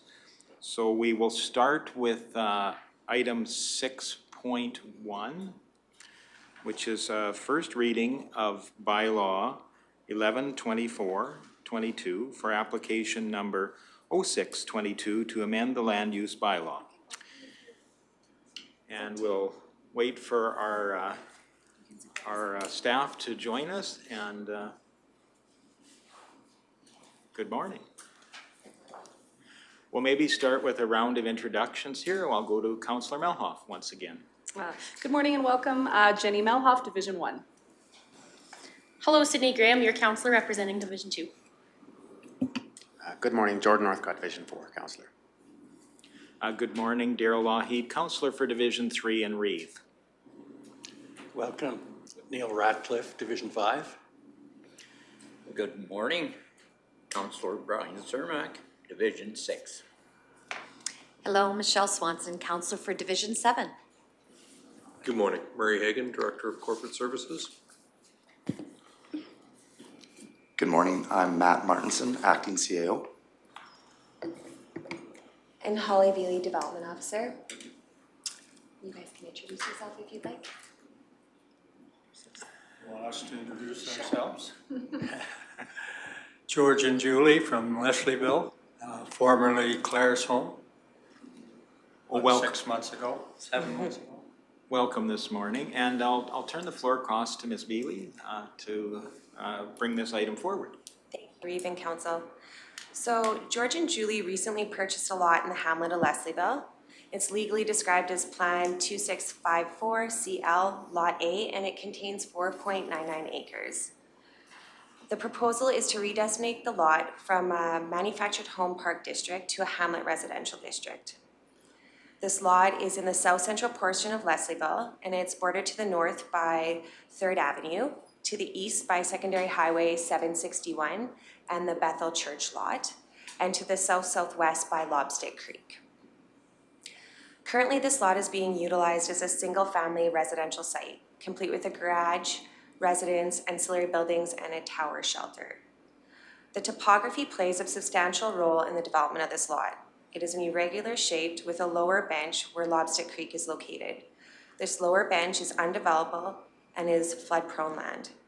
Erosion of these banks is also an ongoing issue for this lot. A land use amendment was granted by the province in 1979 to redesignate from hamlet residential to the manufactured home park district, resulting in the 7-acre parcel. In 1991, a land use amendment combined subdivision application was granted by the Red Deer Regional Planning Commission in creating a 1.3-acre institutional district. This land was in the northeast corner of the 7-acre lot and was to accommodate the Bethel Church and related facilities. When the institutional lot was created, the prime developable land for the manufactured home park was utilized, leaving an acre or so of land left for future manufactured home stalls directly south of this property.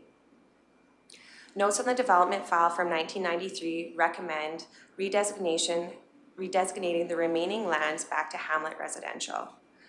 And in issuing development approval, staff were treating the lot as a hamlet residential site. A second land use amendment combined subdivision application was approved in 2008 by the Municipal Planning Commission, and it was to consolidate an additional 1.7 acres with the 1.3 acres Bethel Church already held, utilizing the remaining high developable land along the east side of this property. In 2014, numerous inquiries were noted on file regarding the placement of a second residence, potential creation of 2 or 3 manufactured home stalls. Staff advised the second residence would have to comply with the current zoning, which is the manufactured home park, and outline the challenges for these additional stalls because there was not enough space. And it was recommended that they wouldn't likely comply with this district. So legal and physical access to the proposal won't change. They'll continue to utilize an approved approach off 3rd Avenue adjacent to the north boundary. Leslieville is serviced with communal wastewater, and the subject land does tie into the underground utility lines. Surrounding land uses in the area are hamlet residential and hamlet commercial, country resident and country residential agricultural, and agricultural designation. So policies for council to consider from our municipal development plan is Vision 3.1, Clearwater County values safe rural lifestyle through diverse rural residential opportunities. Policy or Principle 3.2.3 for land use compatibility. The location, intensity, scale, and design of the development should be compatible with the capacity of the site and adjacent lands. Policy 7.1.1 for hamlet goals encourages the development within and around the hamlets.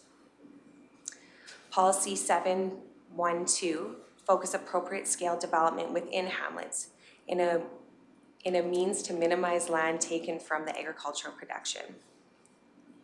Policy 7.4.2 addresses growth hamlets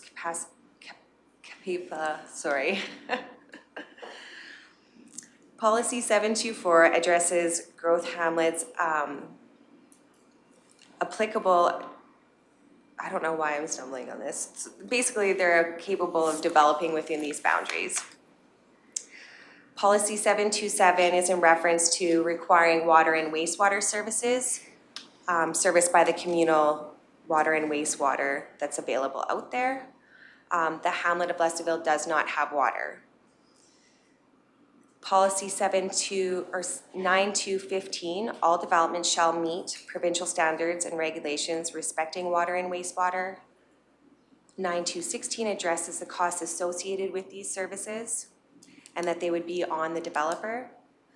9.2.17 addresses individual service lots and that they have to supply their own water or potable water. 9.2.7 outlines implementations of this policy, so the MDP and any other statutory plans or concept plans. 9.2.3 provides for the county to require the applicant to provide studies such as geotechnical, traffic, water supply, stormwater management, and an environmental assessment study. And policy 12.2.4 is what council needs to consider when evaluating an application for redesignation. So such as impacts on adjacent land, natural capital and environment, the site suitability, road requirements, and so forth. From the land use bylaw, I've included the Hamlet Residential District where it talks about the general purpose is to regulate residential development within the hamlet. So considering the policies, the redesignation back to Hamlet Residential is the most suitable zoning for this lot. The lot has never been developed as a manufactured home park, is currently being utilized as a single-family residential lot, and has been for several years. As a result of previous land use amendments and subdivisions, there's not enough space to accommodate any additional manufactured home stalls on this site, nor is it the intent of the applicant. The proposed use of the land does not meet the intent of the hamlet, of the manufactured home zoning, and is better suited under Hamlet Residential. So with that, staff are recommending we proceed, council grant first reading and proceed to public hearing. Reeve. Thank you for that. Any questions of staff? Councillor Ratcliffe, please. Thank you. I'm just trying to understand how usable all of this land is.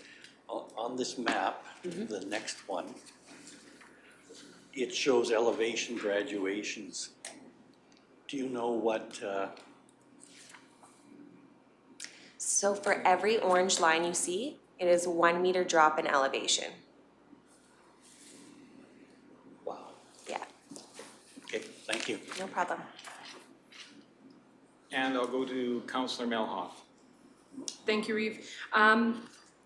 If nothing's going to change, and if it's currently a mobile home, what would be the reason for the redesignation in general? If nothing, there's going to be no change. Maybe the applicants would like to speak to that.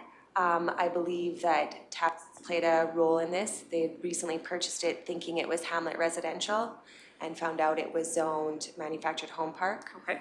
Because it's not going to be used as that, and past notes on the files recommend Hamlet Residential, we would like to revert it back. Okay, perfect. Thank you. That covers it? Okay, thank you. Pretty well, yeah. There was a suggestion that taxes could be lower as residential. Okay. If that's Thank a you. reason. Yeah, we were talking to Rob. He came over and visited us. But Thank we you. don't know yet. Maybe you know. Kind of outside of our wheelhouse in general, but Councillor Graham. Thank you, Reeve Lougheed. This makes sense to me and it seems completely appropriate, so I'd like to make a motion that council grants first reading and proceeds to a public hearing. Thank you for that. I might have a couple of questions. Ultimately, I know that staff is working on an area structure plan for that community. Does this fit within those work that's been done already, or is this going to be butting heads with that? No, I believe it will be compatible. Okay, thank you for that. And also one other question. When we have our growth hamlets, it was my understanding that if there was something, a development or a redesignation within the growth hamlet, that those things were supposed to connect to those available wastewater services. Is that a consideration here, or is that outside of what we're talking about here today?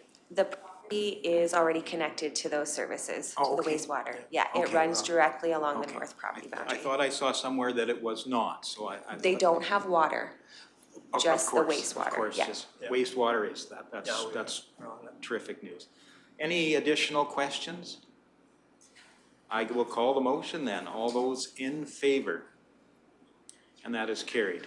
Thank you. Thank you very much for joining us today, and enjoy the rest of your summer. I want to thank Holly for all that work she's done too. I didn't realize we had upset so many policies.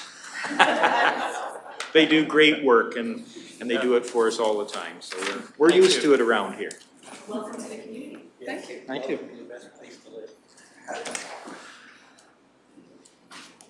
And of course, thank you for that. That brings us to item 6.2, and that is first reading of bylaw 1126/22 for application number 8/22 to amend the land use bylaw. And we're joined by another delegation, so we'll do a round of introductions, and I'll start again with Division 1. Good morning. It is still morning. I was going to say, I was just confirming it's still morning. Jenny Melhoff, Division 1. Hello, Sydney Graham, Division 2. Good morning, Jordan Northcott, Division 4. Good morning, Daryl Lougheed, Division 3, and Reeve. Good morning, Neil Ratcliffe, Division 5. Greetings, Brian Cermak, Division 6. Welcome, Michelle Swanson, Division 7. Good morning. Murray Hagan, Director of Corporate Services. Good morning, Matt Martinson, acting CAO. Good morning, Charmin Bajolka, Development Officer. Good morning, I'm Frank McBride, and this is my wife, Rob. Great. Well, welcome, and welcome back, Frank. It's nice to see you back in the confines of this building. So Frank worked for the county many years ago, so it's a familiar face to many of us. So I'll turn it across to Charmin to introduce this item, please.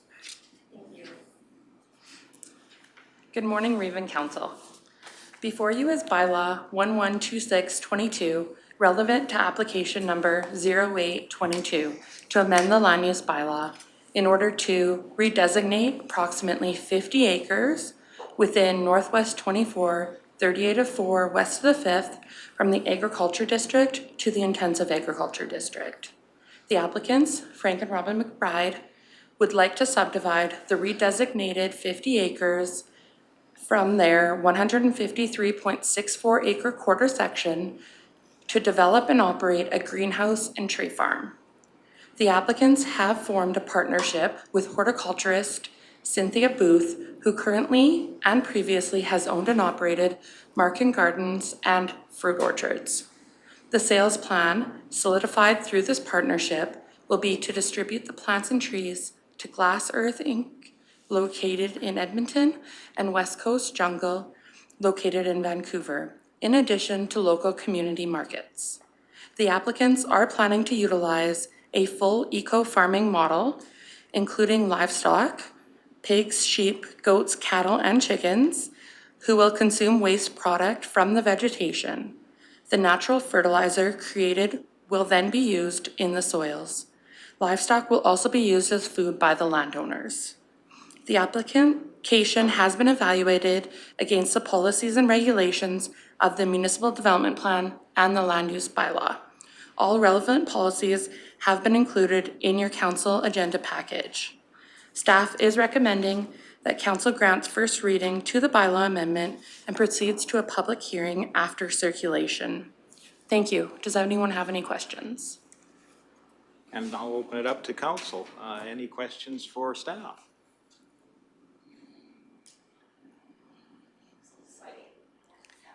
Great. No, reviewing the information here, I think it's fairly straightforward. It's exactly as described in our municipal development plan and policies. That's exactly what that provision is for. Councillor Swanson, please. So I know this is something that you're thinking about.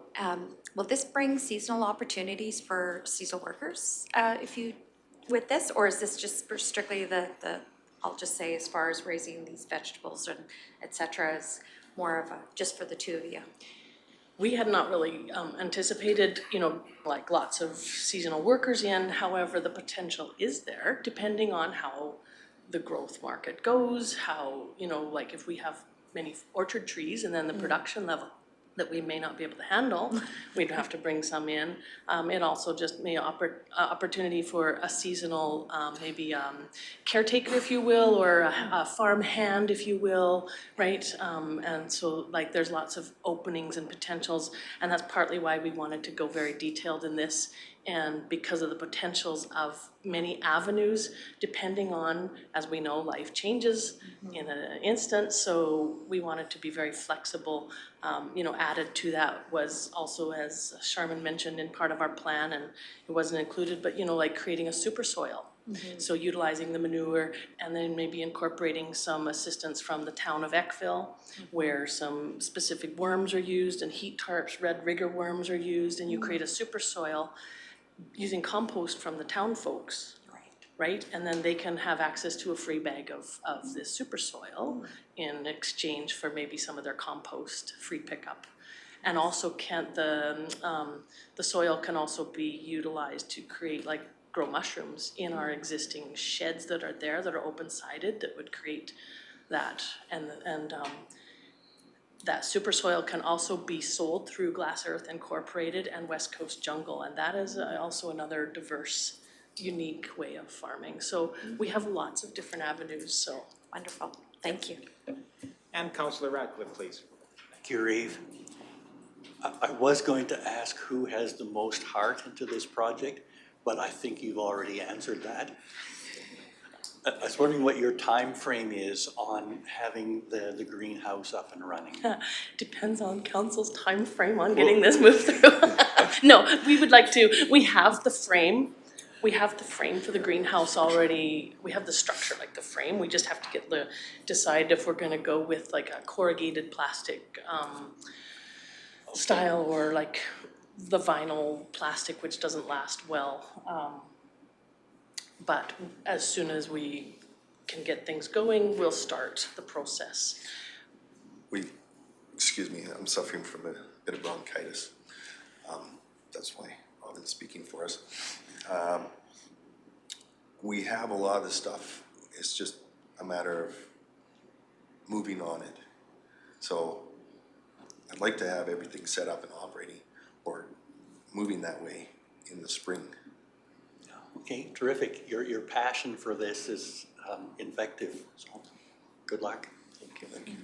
And I'll go to Councillor Graham, please.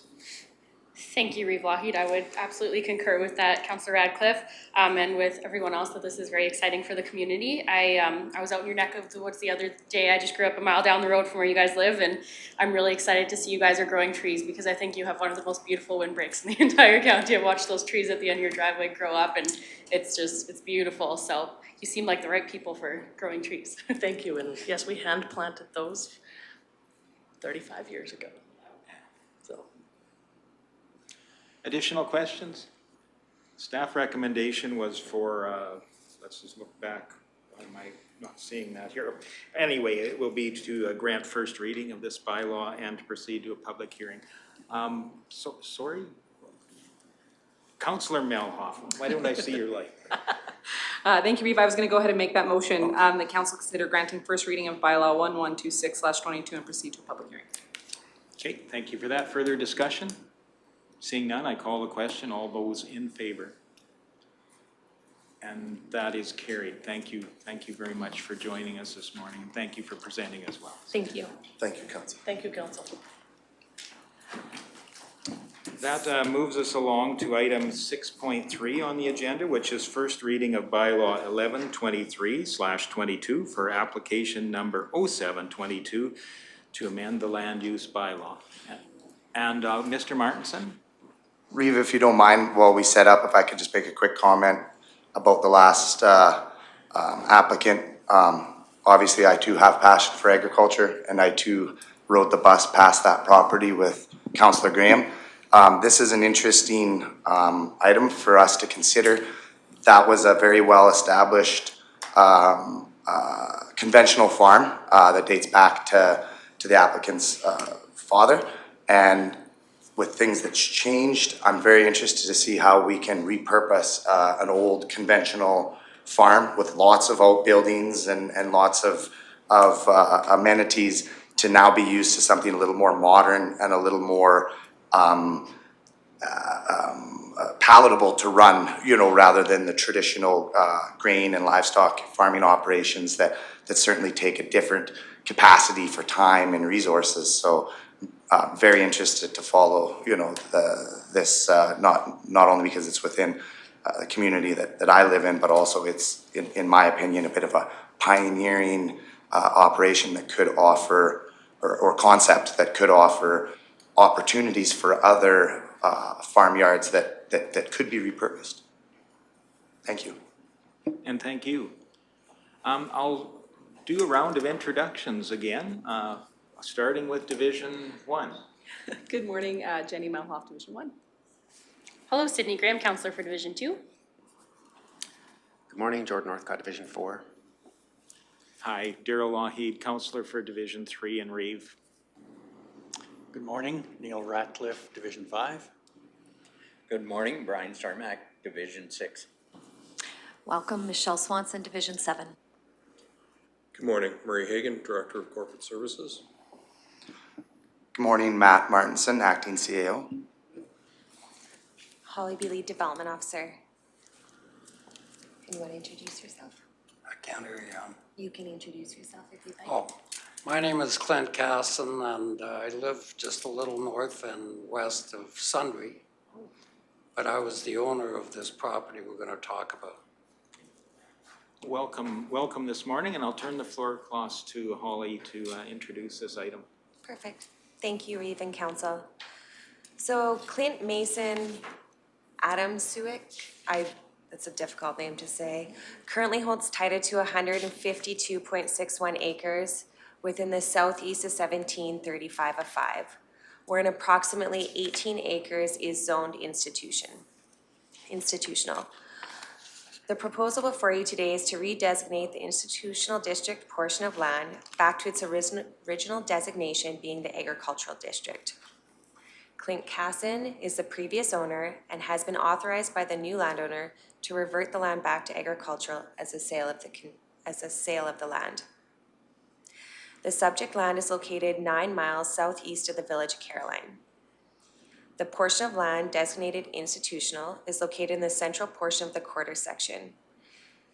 This 18 acres of land does not have separate title.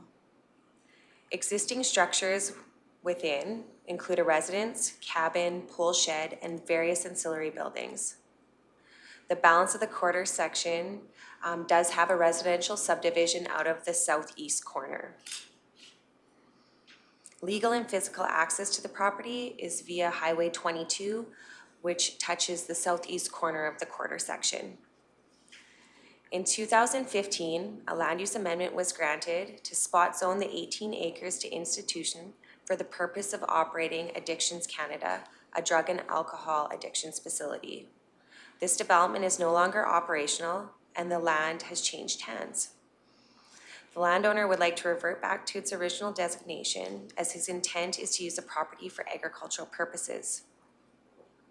I have included a couple sections from the MDP and land use bylaw for council's consideration, such as the land use compatibility and policy 1224, which is what council would evaluate when looking at the application, so the impacts on surrounding lands, scale and density, and road requirements, to outline some. From Clearwater County's land use bylaw, I included the agricultural district, where it states the general purpose is to accommodate agricultural land uses and to conserve good agricultural land. So for policy considerations, the redesignation back to agriculture from institution is the most suitable for this land. Addictions Canada is no longer in operations, and it's the intent to use the land for agricultural purposes. The proposal is more conducive in the proposed use than the current, and it fully complies with the municipal development plan and land use bylaw. So as such, staff are recommending council grant first reading and proceed to a public hearing. Thank you for that. Any questions of staff? I'll go to Division 1 again. Thank you, Reeve. Not really a question, just to me this looks like it makes sense, and it's not often that we get to build more farmland, to add more farmland to the mix, so I will be in favor of this. Councillor Swanson, please. This goes back to when I was part of MPC when this was first approved, and it's a beautiful property, and I'm glad to see it's reverting back, and it's a great opportunity for someone to be a part of this. So I will be voting in favor. Okay, additional discussion, questions? I see that finger reaching over. Go ahead, please. Thank you, Reeve. I just want to make the motion that council grant first reading to bylaw 1123/22 so that we can proceed to a public hearing. Thank you for that. Additional discussion around the question before us. Seeing none, I call that question. All those in favor? And that is carried. Thank you very much. Perfect. Thank you very much for joining us, and thank you for presenting as well. That takes us along the agenda to item number 7 from Corporate Services, and more specifically 7.1, which is second quarter financial report. And I believe I'll be going to Mr. Hagan for this. Thank you, Reeve Lougheed. Good morning, Council. What you have before you this morning represents the first of 3 quarterly reports the administration intends to provide you for 2022. We typically don't provide a report in March because the year is so young and our seasonal activities haven't yet begun that it's probably not the best use of your time to go through that preliminary information. So this report represents results for the 6 months ending June 30th. The next report we will present to you and go through will be for September 30th, and then for the end of the year, December 31st. In between these quarterly reports, administration intends to provide you monthly operating reports along within the reports section of the agenda each month. So typically you'll see that the second meeting following the month end. So for instance, July, you'll see second meeting in August and so forth. With respect to this report specifically, you'll notice that the capital projects are just getting started. So even though this is to the end of June, we have not yet seen invoices for that entire period of activity. This represents the costs that we have seen to the end of June. So keep in mind that there will be activity that is taking place to the end of June, will likely show up in your next quarterly report as we go along. Generally, projects are on track, some delays due to weather, but no specific concerns are noted there. Operating revenues are on track as well, with some of the specific revenues already being above the annual budget, specifically lot sales in Nordegg, road permitting revenue, rental revenue, and dust control. Some of the other revenues you'll note don't have actual figures in them yet, and that's typically because the season's just getting started, as well as some are lump sum payments that we receive once a year that have not been billed yet. As far as operating expenses go, they're generally where we would expect to see them to the end of June.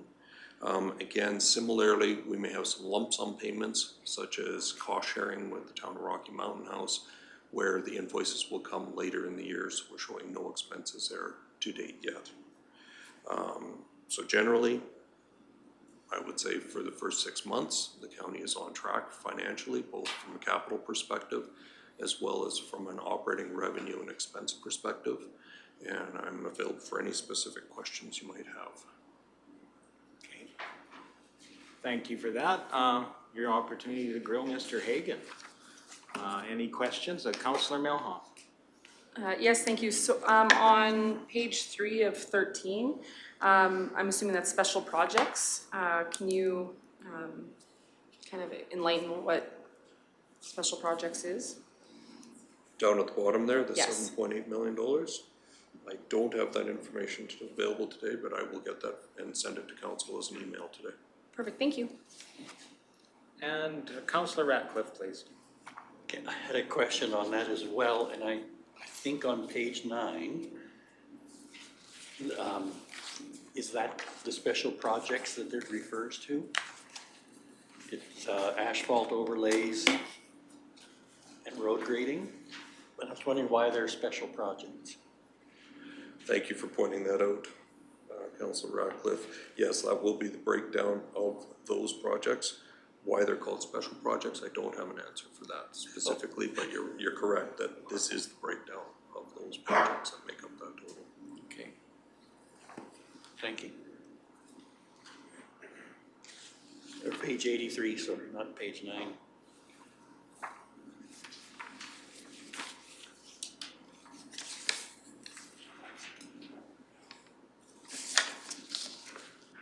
And Councillor Swanson, please. If there's no further questions, I'm prepared to make the motion that council has reviewed and the attached financial reports and accepted for information.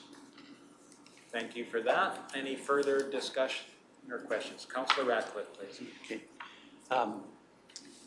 I understood you to say, Mr. Hagan, that this is new, this report. And sorry, go ahead. And if that's the case, I want to say I appreciate having this information to understand more of what's happening out there. Absolutely, and that is our intent, Councillor Councillor Ratcliffe and Council is to keep you as well informed and keep this information as transparent and understandable as possible. So we appreciate any feedback that you may have to continue to improve this process. And again, our intention is to provide the quarterly reports with explanations of variances and so forth, and the monthly reports to fill in between. Always to try and keep that information in front of you so you have it available for decision making. Thank you. And I see the light on at Division 1. Thank you, Reeve. It's not directly related to this, but it is financial in nature. We obviously have had a couple of larger scale incidents within our municipality with the changing of the legislation of disaster funding from the province. Do you see us needing potential budget adjustments for those incidents and potentially looking at changing our reserve policy around disasters going forward? Mr. Hagan, please. Or restricted surplus, not reserve, sorry. It's an excellent question. And food for thought for all of us to think about going forward. It's probably too early for us to tell yet, but we have set up separate job codes so that we can carefully track all those costs that we wouldn't have otherwise incurred had these instances not happened. So once we get a sense of the magnitude of those, we certainly will be bringing that information back to council and allowing for further discussion as to how the provincial changes fit into that, what it means for us going forward, and absolutely as part of your planning for your restricted surplus management. Perfect, thank you. Okay, additional questions relating to the motion before us?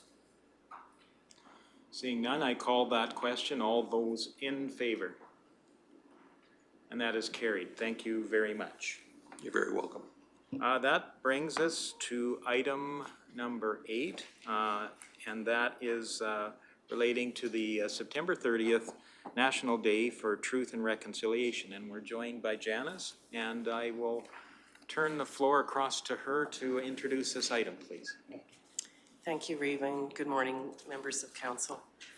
I also want to just express my gratitude to Matt.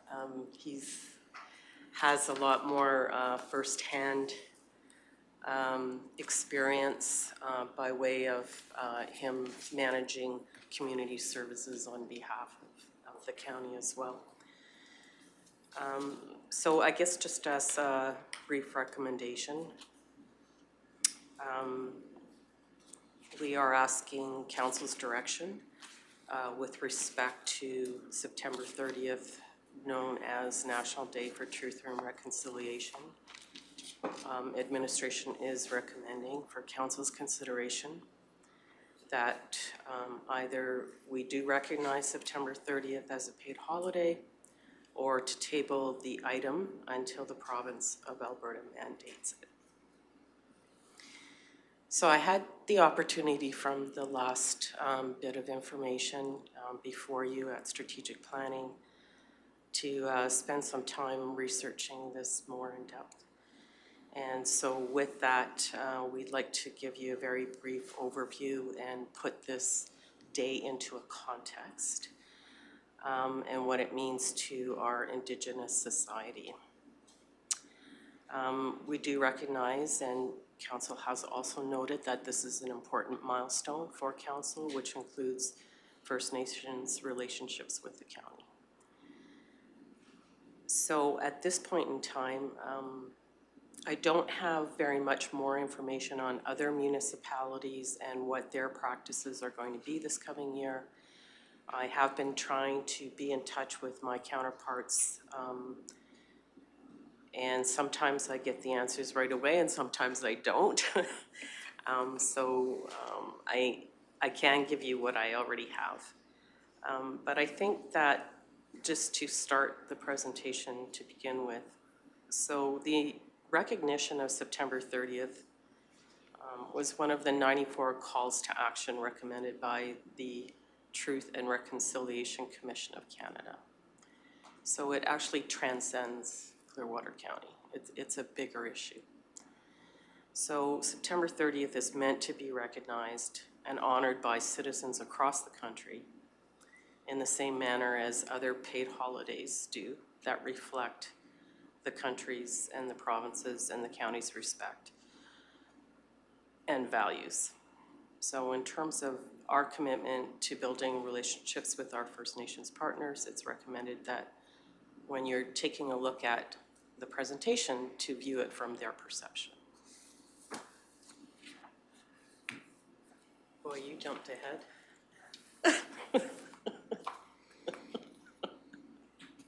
Thank you. So in particular, part of my research when I was trying to think of a particular design for this day was to utilize the Dreamcatcher presentation. And the Dreamcatcher actually originates from one of the North American tribes, and it is intended symbolically to filter bad dreams away and protecting from evil and negativity. Thanks, Teresa. This took some digging as well.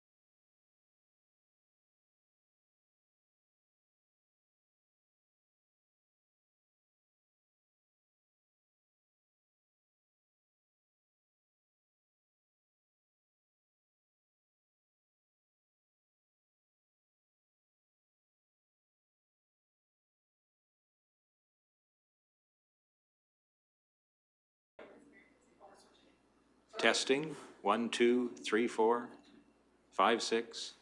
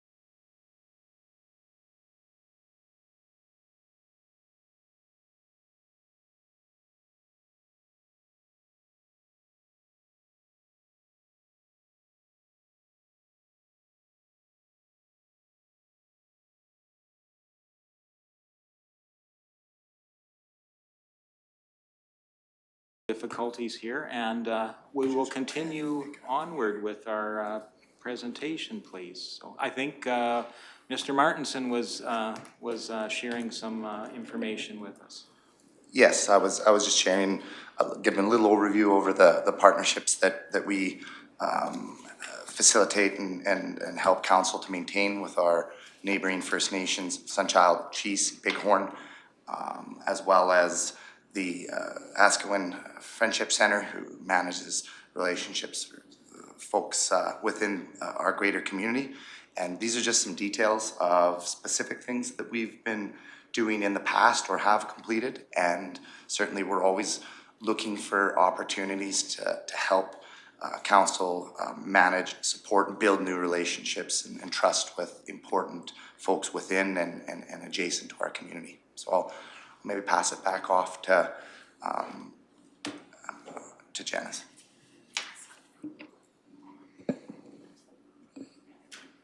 So this actually came to the attention of the United Nations. And back in 2007, United Nations adopted the Declaration on the Rights of Indigenous Peoples. Canada at that time voted against the resolution. The government of Canada did end up endorsing the declaration in 2010. In 2015, the Truth and Reconciliation Commission was formed and called on all levels of government to adopt the declaration as the framework for reconciliation. In 2016, the Government of Canada engaged with various Indigenous groups. And since 2017, the Government of Canada has been amending legislation that impacts former laws that govern reserved lands, gender rights, treaty rights, health and education, and action plans impacting the justice system.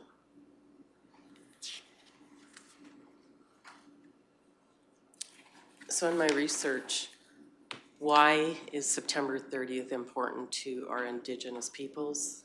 And it is really meant to honor the lost children and survivors of residential schools and the impacts on their families and communities. There is a quote from, again, one of the members of the Truth and Reconciliation Committee. He is Aboriginal in his heritage, and he has indicated, "I see sadness on one hand for those that refuse to acknowledge memorializing children. It's time to honor children as a sacred bundle and gift, but to refuse to do that is unfortunate and saddening." September 30th was actually one of the 94 calls to action, and it had been directed, and that is the wording in the 94 calls to action, that it is the federal government to declare it as a statutory holiday.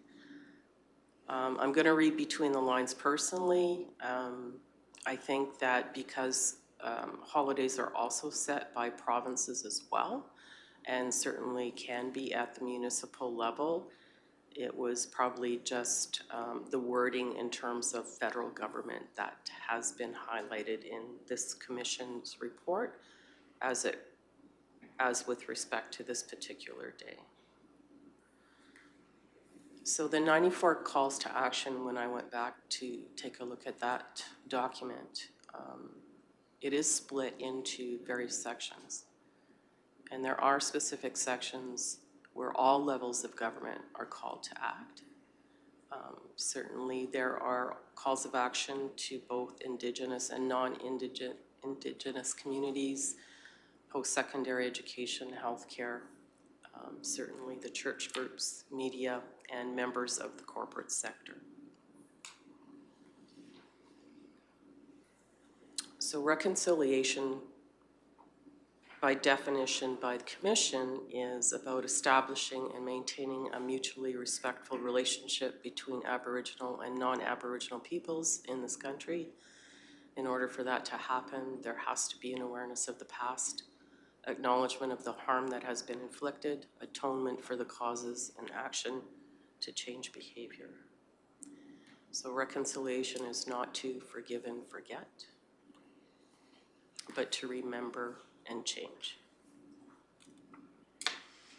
So going back to the history of the residential schools, prior to the 1800s, there had been a very broad acceptance of Aboriginal people's cultures by the settlers that were in North America at the time.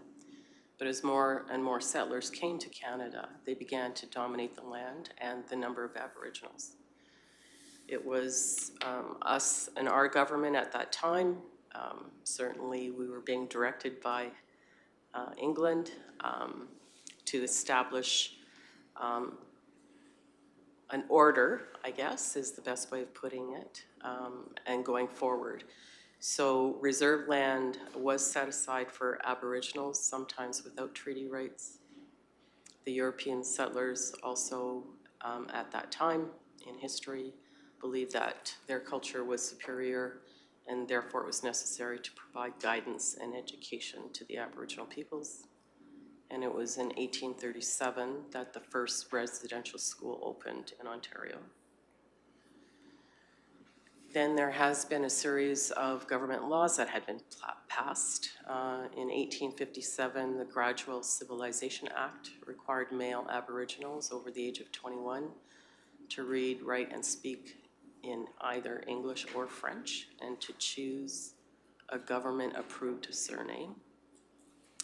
The British North America Act is a history lesson for me. I vaguely remember this from high school. But this was the legislation that made Indians and land a federal responsibility, including their education. In 1876, with the approved Indian Act, residential schools became active. Federal government and churches operated over 130 schools across the country. Attendance was mandatory for Aboriginal children. Parents could be punished and or imprisoned for not sending their children away. Children were often placed in schools away from their families and culture, so there would be very little contact. Again, students were not allowed to speak their language or practice their culture. They could be punished for doing so. And we all have been made aware of different reports by survivors of abuse, inhumane treatment, and punishments. The last federally administered school closed in 1996. I was really captivated by this picture. It was a before and after picture of Thomas Moore when he was at the Regina Indian Residential School. This is a little bit of background on Thomas Moore. Unfortunately, he ended up developing tuberculosis and died. It was 4 years after he had been taken from his family to attend residential school. There are some other pictures. They aren't identified by the particular province or the area. I found this one fairly fascinating. Glenville Museum has done a lot of their own work on this, and Alberta had the most residential schools out of any province in the country. Many of them, of course, very close within the Calgary area. And it is pretty amazing when you think about how long these schools did operate. The last one in Alberta closed in 1975.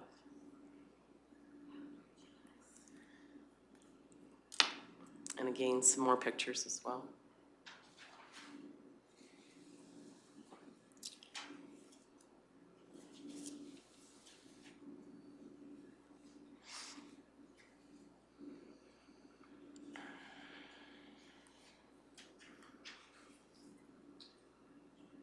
This one, I wasn't quite aware of until, again, I started to do some more research. So even with the demise of the residential schools at that time in our country,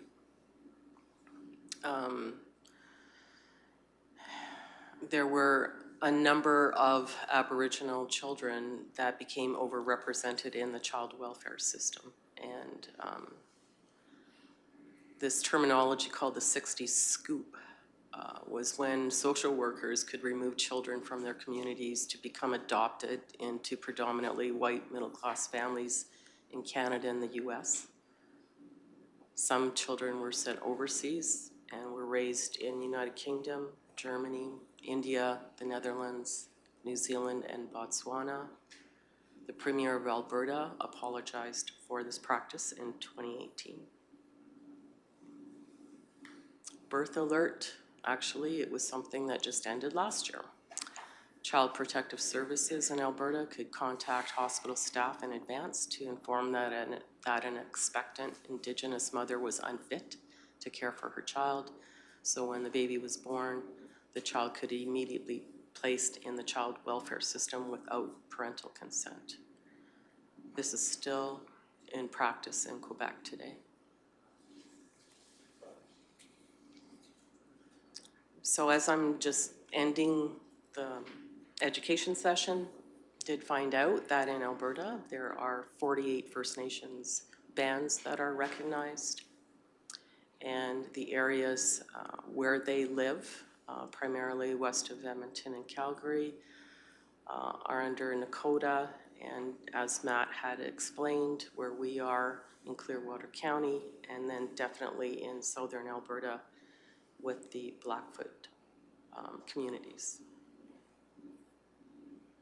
We have 8 Métis settlements in Alberta, and these are located primarily in east central and the northern parts of the province. And how much of Alberta is native land? All of Alberta was originally First Nations territory. Reserves currently make up just over 1% of the province's total land area. Thank you. Thank you very much. Any questions? First, I'd say thank you. That was very powerful. It was very powerful. Councillor Melhoff. Thank you, Reeve. I also wanted to say thank you. I learned a lot with this presentation, and we were in a blanket exercise with the Asokowin Friendship Center. Learned a lot on that as well, and I think those learning opportunities and the opportunities to work through the different points in the TRC are going to be the most crucial going forward in order to get through the tier, do the work, right? So to speak, just do the work. And I think that those learning opportunities will be the most important. And I appreciate the work you put into this. Thank you. Additional comments? I might say that, you know, the commission had a number of recommendations, and really what they were calling for is leadership. We as a municipality have the opportunity to demonstrate that leadership here in a small way. A small way is by creating a paid holiday. That's a very minor step, I think, that we can do immediately. That's just my impression of what I feel after the information is presented. But I'll open it up to council's discussion. Councillor Melhoff. Thank you, Reeve. I personally don't see how a paid holiday is allowing or helping our staff do the work. Doing a commemoration of the day, recognizing the day, even bringing in a facilitator to help us and our staff to do the needed work, rather than adding a potential camping day, I think would be more beneficial in working through the TRC. Let's help our staff do that. Let's help our people work through the TRC rather than just a paid holiday. Even if it ends up costing us more to bring in a facilitator and to work through it, I would rather see us do that work and help our staff do that work. Thank you. I'm going to go to Mr. Martinson first, and then I believe Councillor Swanson, I think, was next. I think that's a good point in Councillor Melhoff, in the sense of, this shouldn't be just a day off. There should be some work done. There should be some educational opportunities provided and options given. I would recommend that if we choose not to offer that day, that maybe we wouldn't necessarily bring that facilitator in on that day. I think, though it is a good idea, it could be sort of considered in the same realm. A good Indigenous facilitator would be Indigenous. It would be similar to asking maybe someone of European culture to come teach other people about Christmas on Christmas Day. So, that is an absolutely sound plan, and I think, we would certainly consider that regardless of the decision made today. When we plan things like that too, they almost can feel forced, even though, they don't necessarily. I don't know if we want to necessarily be seen as forcing more education on a day where we should be recognizing the impacts of forced education. So what we would be suggesting, regardless if the day is given off or not, that we would put together in consultation as my regular department, Community Services, in conjunction with our HR and Communications, where we would put together a bit of list of opportunities. If we choose to provide the day off, we can give a list of things to do that day, recognizing, and then I'll use myself as an example, whether the day is given off or not. I may still be off on a combine myself, September 30th, but I would really appreciate, if somebody, likely in my department working with communications, did some research, maybe found some podcasts that I could listen to and better learn about the heritage and history of our Indigenous communities. And that could be a way that would still work for me to be able to do education opportunity within my life. So I think we would be sort of looking for those types of opportunities to share to our staff, not just for this day, but I think we would provide those year round. For example, the National Historic Park is open quite a bit, especially throughout summer. They have incredible exhibits and interpreters and staff facilities that definitely touch on a significant amount of our history here, pre-colonization and of course after as well. So I think that would be sort of the way we would recommend that component of it would work. But I absolutely agree, this isn't just a day off. There needs to be work done, and we as an organization want to facilitate and make that work easier and accessible to our staff. Ms. Anderson, please. I don't think those two are exclusive of each other. There is, again, another recommendation, and this time it is targeted to all levels of government. It's number 57. We call upon the federal, provincial, territorial, and municipal governments to provide education to public servants on the history of Aboriginal peoples, including the history and legacy of residential schools, the United Nations Declaration, treaties and Aboriginal rights, Indigenous law, and Aboriginal Crown relations. So that, again, was a separate motion, a separate call to action from the commission, also requesting the day be nationally observed. Thank you, and I'll go to Councillor Swanson, please. Thank you. I have two questions. The first one is, the Premier recently declared September 1st as Alberta Day. Is that a statutory holiday now, or what does that look like? So of that, if we could get some information on that, because I'm thinking that's also a potential paid holiday. I agree that there needs to be more, and I'll call it continuing education, because you're never gonna get this, it's like an elephant, we're gonna get this bite-sized pieces, you can't swallow it all at once. I like the idea of having alternate opportunities for not only council, but staff, and maybe if extended to the staff's families, if they would like to participate in something that's maybe on the, at some point, but I would like to see it tracked at some point. So if you do participate in a podcast, could we track it to see how many hours that we're dedicating as an organization to this continuing education? So maybe that's something for Janice to, maybe figure out and bring back to us in a way. And as far as where I stand, although I want to maybe wait for the province to mandate it, I think it is, as you suggested, Reeve Lougheed, to build the strong leadership in this and just come out and acknowledge it at this point in time as a paid holiday. Thank you. Councillor Ratcliffe, please. Thank you, Reeve. My thinking is very similar to Councillor Melhoff and Councillor Swanson. I think that non-Aboriginal Canadians are missing out by not having that understanding of Aboriginal culture and history.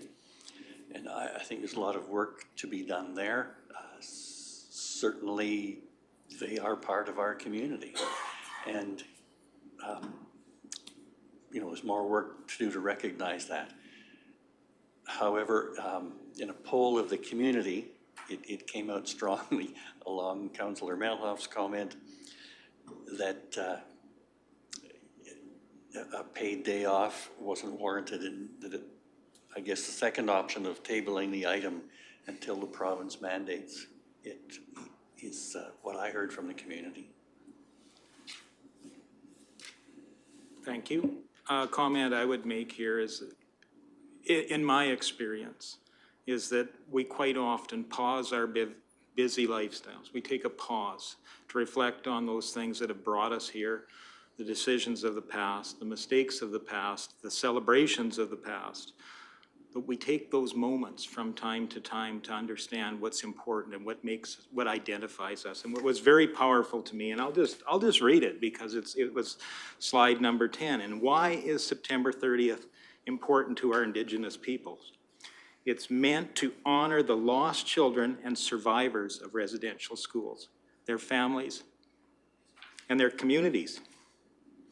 Wilton Littlechild said it. I see sadness on one hand for those that refuse to acknowledge memorializing children.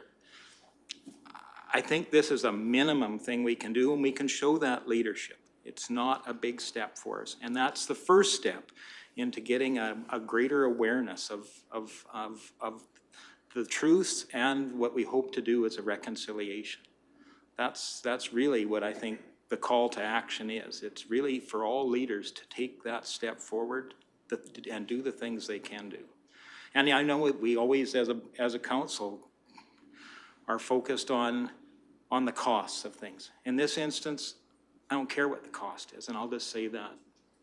I'll say that blatantly right now. I think it's an overriding important part of who we are, and our actions speak loudly for who we are. So that's why I will be supporting, if there was a motion, to adopt this as a day off for Clearwater County. Deputy Reeve Northcott, please. Alrighty, thank you, Reeve. I actually really like how the British Columbia government has this, where BC is designated September, has not designated September 30th as a holiday, but has marked it as a day of commemoration.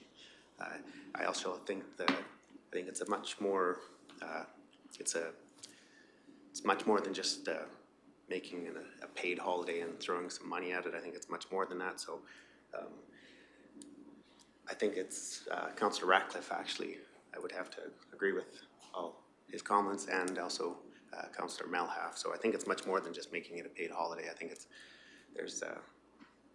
yeah, so I just support both Councillor Malhalf and Councillor Ratcliffe's comments. Additional comments? I hope we're working towards either a motion or an action. So if not, I'll be soon making one. So I don't typically do that, but Ms. Anderson, please. Thank you. Again, there is a section for the private sector in the calls to action. And among the things that they're calling on corporate world to do is to commit to meaningful consultation, building respectful relationships, and obtaining the free, prior, and informed consent of Indigenous peoples before proceeding with economic development projects. It's big. Again, provide education for management and staff on the history of Aboriginal peoples. Again, likewise with public servants, the history and legacy of residential schools, the United Nations Declaration, treaties and Aboriginal rights, Indigenous law, and Aboriginal Crown relations. I want to just echo and support the Reeve. It's been a learning experience for myself. I know when we had reviewed this item at leadership team, I'm not going to say there's 100% for paid holidays as well. I think that actually is probably the sentiment, probably across the country, in terms of what this day is. And I think there are different ways of looking at it. But again, I go and defer back to Matt, and I will tell you, do I think about Queen Victoria when Canada commemorates her day? No. However, do I think about Remembrance Day and the number of people that gave up their lives for freedom and democracy? Yes, I do. So I think, again, it's probably a very individual viewpoint on what is done in terms of any of the holidays that we have. Thank you. Thank you. And I think it was interesting earlier in the discussion, there was kind of the comment, or at least the kind of, well, what are other municipalities doing? What are other entities doing? And you didn't really know. And, you know, quite frankly, I don't care. This is a moment for leadership to be leadership, and I will make the motion right now that we recognize September 30th as a paid holiday. I will make that motion. Further discussion on that motion? Seeing none, I will call the question. All those in favor? And those opposed? That is carried.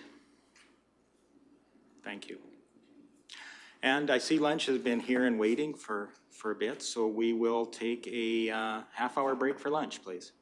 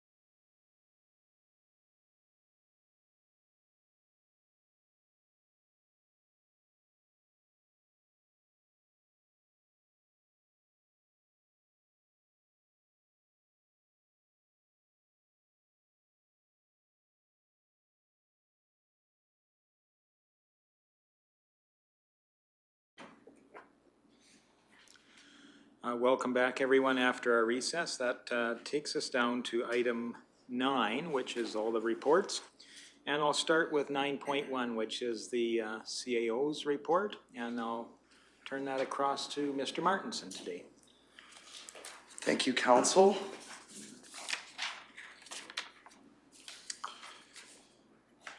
So, as the Reeve mentioned at the start of the meeting, we did have the Nordic wildfire happen. And, as of July 25th, the wildfire was 19 kilometers northwest of Nordegg.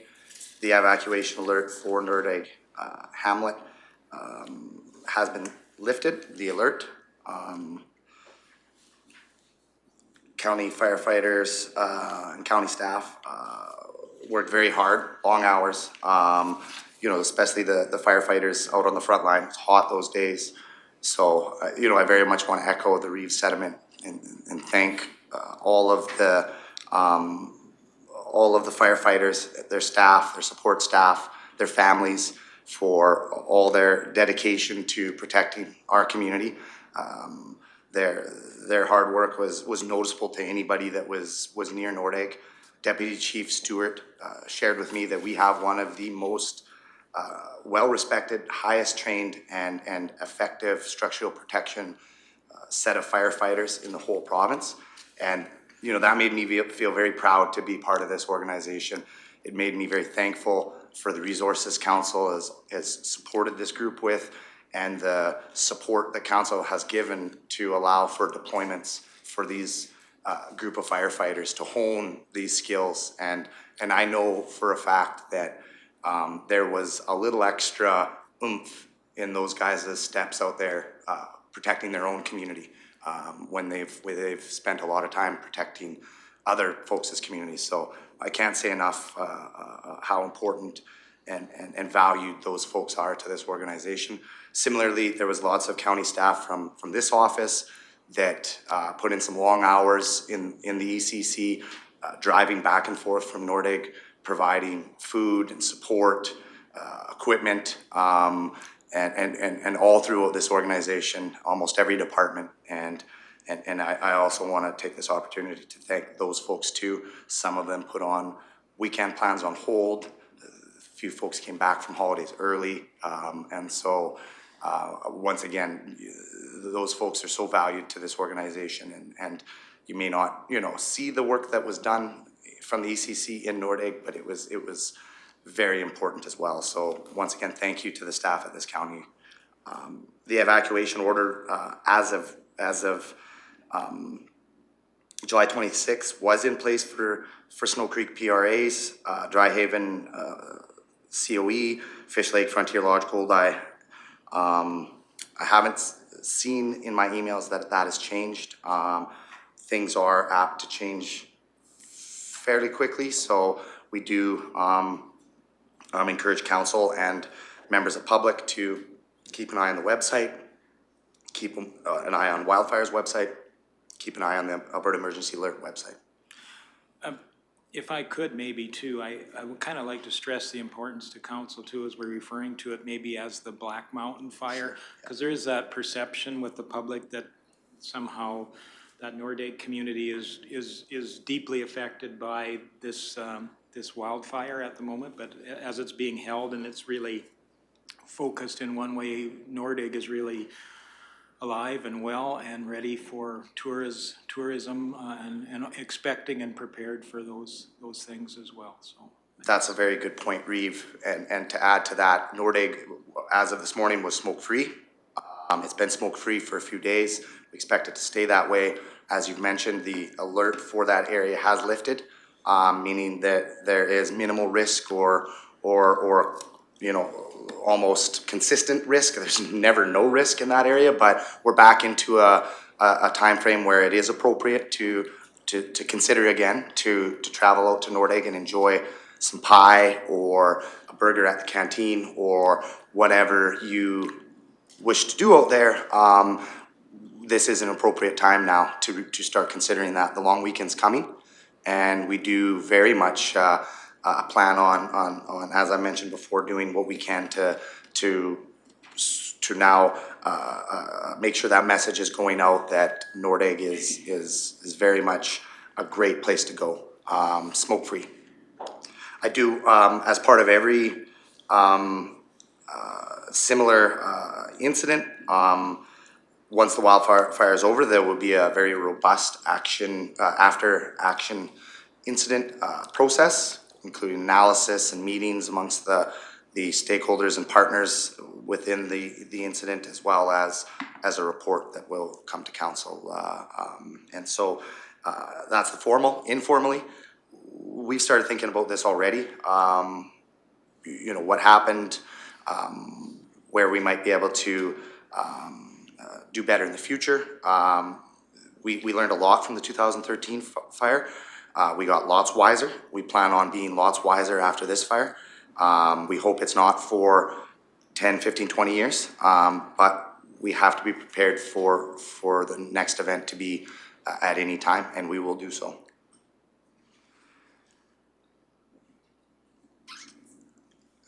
Moving along, after 2 pandemic years, we're excited to share that the Caroline Wheels of Time Museum is again hosting Pioneer Days on August 13th. The event recognized families who lived in the Caroline area for 100 years.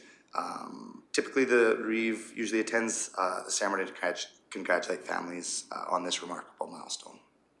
Sure. A draft version of the county's new Municipal Development Plan, or MDP, is ready for public review. The MDP is drafted over the course of 2 years based on public engagement, and it builds on multiple other studies, strategies, and plans completed by administration and the planning department over the past several years. Residents are invited and encouraged to attend an open house session to review the draft at one of the following locations. You can see in your report those locations. Members of the public can also find those locations on our website.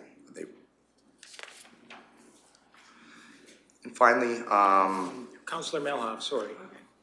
Thank you, Reeve. With regards to the MDP review, we also have that survey July 15th to August 15th. And I was curious if we were putting the fact that we're doing that survey into our news, local news, etc., what our thoughts were on that. Mr. Hagan, please. Thank you, Reeve Lloyd. We are indeed, not only in print, but also on the radio stations as well. And it's on all of our poster boards that will be at public events and so forth. So it's being well communicated. Excellent. I just wanted to make sure that for anybody that couldn't make it out to those public opportunities or virtual opportunities, that they for sure knew where they could access the survey. Can they drop those off in person as well if they did not want to fill them out online? Absolutely. We will have hard copies here at the office as well. Excellent. Thank you. And Councillor Graham, please. Thank you, Reeve Lougheed. Anyone also who's been out to market on Main, we have our planning staff out there with the surveys to get people to fill them out as well.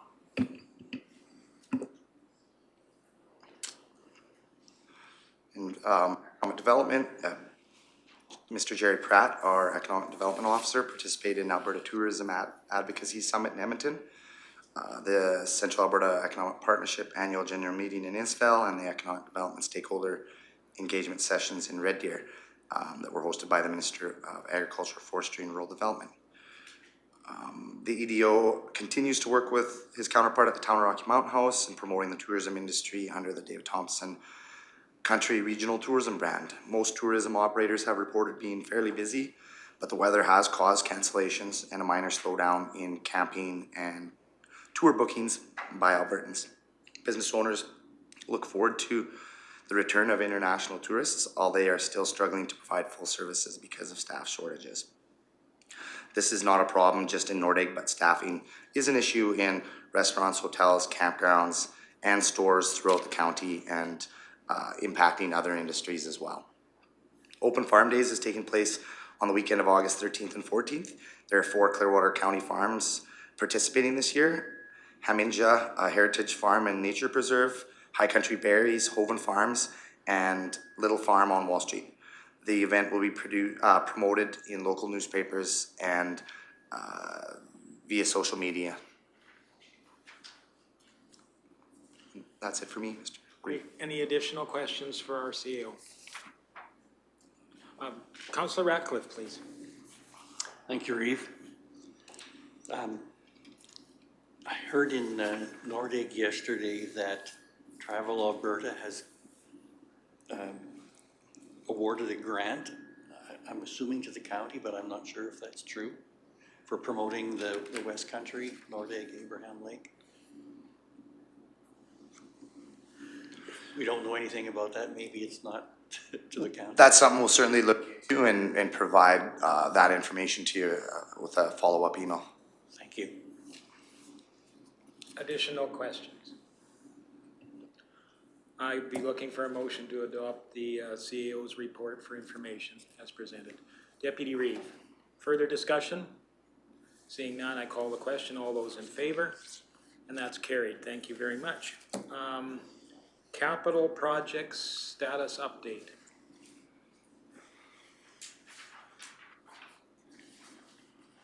And I believe that would probably be Mr. Martinson again. Or is Either way. Either way, whoever would like to take it. My understanding was that these reports are provided for council's information, were available for questions, so we really hadn't planned on going through the reports. Sure. Thank you. Any questions for staff? Councillor Graham, your light's on. Did you have a question? So darn ghost again. Okay. Well, I'll go to the ghost beside you. Mine never's the ghost, so I always have something to say. With regards to the broadband project, that survey for the business plan is now complete. Are we able to look at lighting some of these people up? Do we have a time frame for internet access? I want to hear that, the tone. Remember we used to hear that dial-up tone? I'm like, can we start hearing the tone of people getting online? So for council's benefit, prior council nor this council has directed administration to connect anyone. We are constructing a backbone network that will facilitate connection in the future, but we have not been directed to connect anybody ourselves. With respect to the survey, it is complete. The report has been compiled with the results, and it's our intention to share that with the broadband committee on August 2nd. Okay. Can I ask a follow-up? Go ahead, please. With the facilitation of connecting people, do we have somebody that we are hoping to facilitate or to connect people, or is that coming at the broadband committee meeting? I would suggest the broadband meeting is the proper venue to discuss that. Okay. Thank you. Outside of broadband, I have other ones. I'll go to Councillor Swanson first and then back to you, please. In regards to the Rocky to Nordig Trail, and we realize that the Tauntaun Bridge is complete. When do we get feedback on that? Or is there an opportunity for our public to give us feedback on that? I know I was scheduled to go out this week and go check it out, but I didn't have time, so I'm just wondering maybe a little bit more information in regards to how the public are using that bridge, if you have any information. Yeah, so we do have a lot of informal data that's been collected through social media that we keep track of. Alberta Environment and Parks have shared some counter data that they've provided. Certainly the area has seen a significant increase in ATV traffic. Makes sense now that we've put the bridge over. I don't have any of that necessarily in front of me, but it certainly would be something that I could put together a little more formally and provide either through the capital grant process. We do have some plans on a little bit of more engagement within the Misty Valley area as we continue to build a little bit east. And there will be some opportunities for engagement as we move east through a little bit more private land towards Baker Road. A survey is something that's been on our radar to try to better understand who's using it, how they're using it, what they're using within it, where staging areas may be best installed, how much trail users are using adjacent campgrounds, how many are camping random, how many are doing day trips. Those are types of things that would be beneficial as we go forward with the build, and not specifically the linear build of the trail, but we've sort of been building the trail with the idea of coming back to build amenities later, including staging areas and other supporting amenities. And so we haven't necessarily, with our trail planning team, which includes Alberta Environment Parks as the owner of the infrastructure and funder, 50% funder along with us, we certainly have some more discussion to have about something like that, but it would be beneficial. It's certainly different than say consulting or engaging with Misty Valley. They're fixed addresses. Folks that use the trail are as local as Misty Valley. They're as far away as some of the folks that Mr. Feddema shared with you that are coming to this community and maybe renting a quad for a tour sort of thing. So getting that right will mean maybe a more robust plan than we normally would have for just a regular survey, and so we maybe do a little bit more thought around that. But thank you for the question. As I recall, sometime in the past, there was a discussion around a more formal opening, or perhaps there is an opportunity to promote that facility or that bridge even by having some form of formal opening. I don't know if that has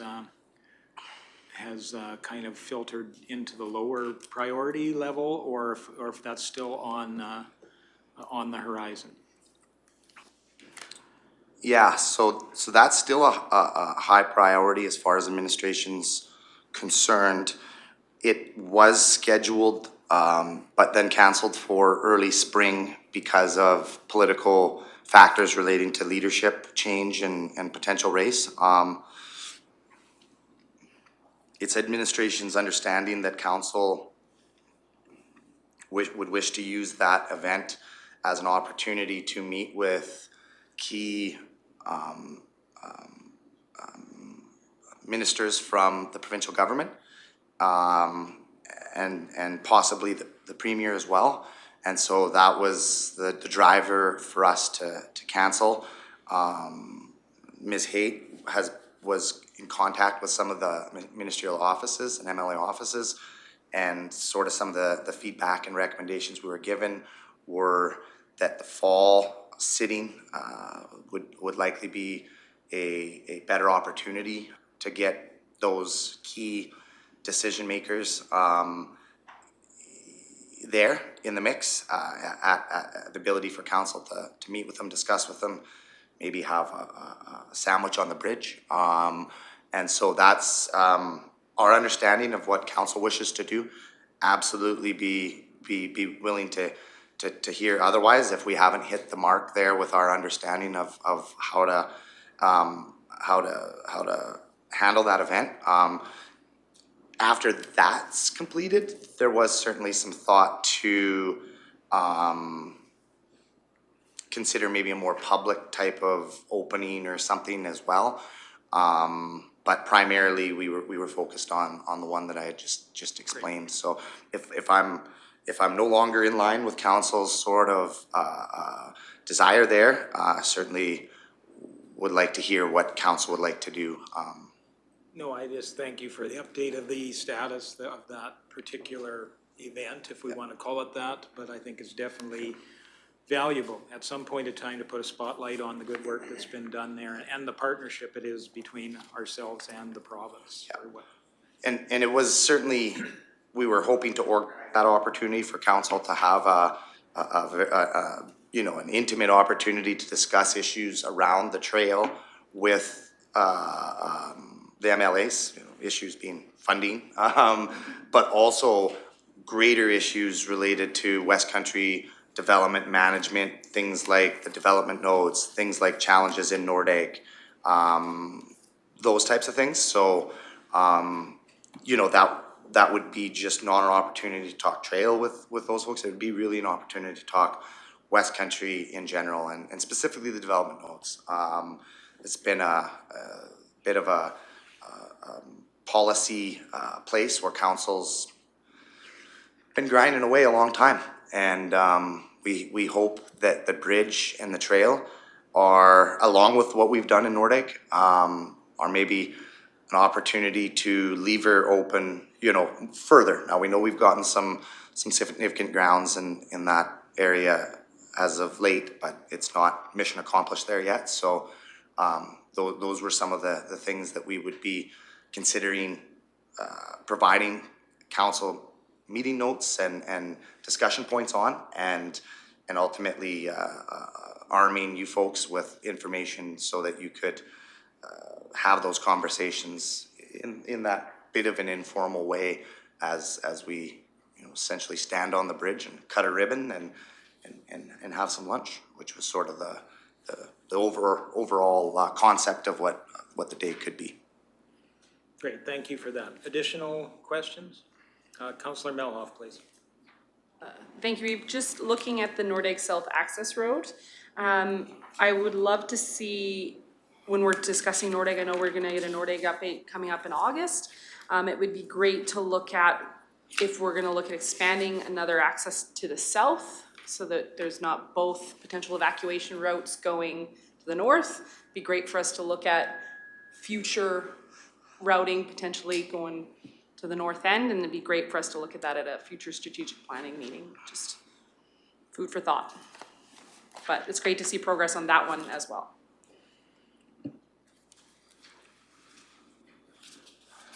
Additional questions? Seeing none, I'd look for a motion to accept the capital project status update report for information. Councillor Melhoff, all those in favor? And that is carried. Thank you very much. Again, probably the same manner for the Clearwater Regional Fire Rescue Services report. Are there any questions about that particular report? Again, I guess we'd look for a motion to accept that for information. Councillor Swanson, further discussion? Seeing none, I call the question. All those in favor? And that is carried. Thank you very much. Brings us down to councillor reports, and as tradition, we will go to Division 1. Thank you, Reeve. I sent mine out to you guys this morning. It's been nice. A lot of our boards have taken the summer off. So it's been a little bit of a nice opportunity for me to spend some time with my family, and to put some hours at the other job, so it's been good. However, we did meet with the North Saskatchewan Rec Board. I still love seeing that there is applications coming in to utilize that grant funding. We discussed opening up a potential third run for granting opportunities. So I would encourage people to take a look at that and keep your eye open for that, because there is a little bit of funding left over that we'd like to see get into the community and get utilized for what it was originally budgeted for, so that would be excellent. We've also talked about county sponsorship signs saying, you know, we're a proud sponsor of this, so some type of recognition showing where people's tax dollars are being utilized and how they're directly impacting the community. So I'm very excited that we will be working on that going forward, and that will hopefully be brought up at all of the other rec boards as well. We've discussed the Black Mountain Fire, so I will skip over that, but I've also gotten a lot of information on, or a lot of phone calls and emails with regards to the Municipal Development Plan. So as that continues, I'm sure we're all going to get more and more feedback, and I welcome all residents to reach out to your councillors. We can't do this in a silo. It's important for them to give us as much feedback as they can, good and bad.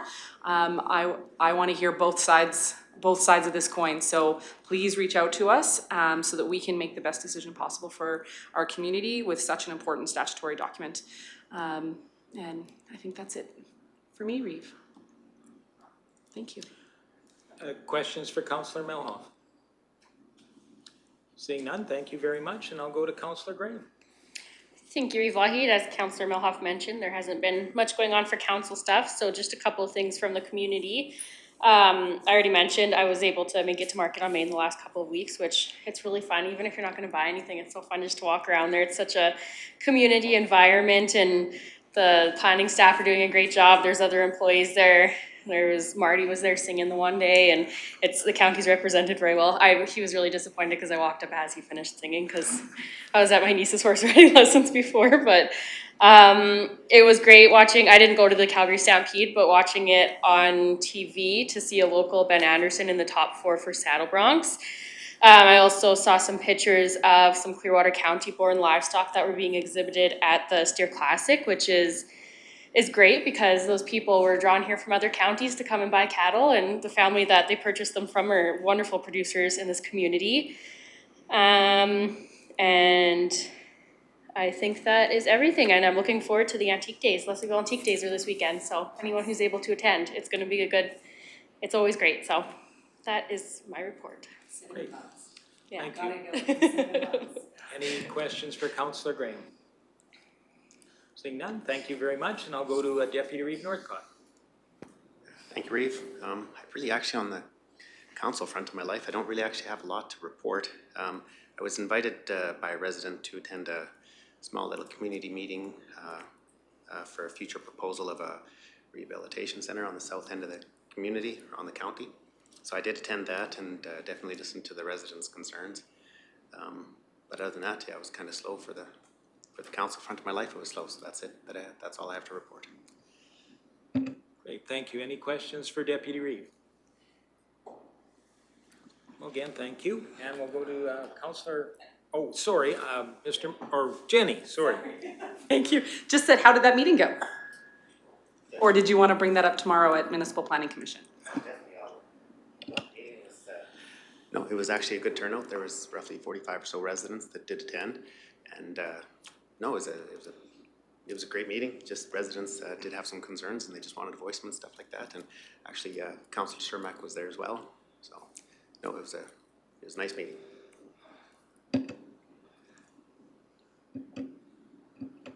It's not going to go. There you go. All right, thank you so much. Councillor Ratcliffe, please. Thank you, Reeve. Like other councillors have mentioned that some of our normal council activities have slowed down during the summer, and that has allowed me to catch up on some of my other community commitments. So I don't have that much to report. We've pretty much covered the Black Mountain Fire.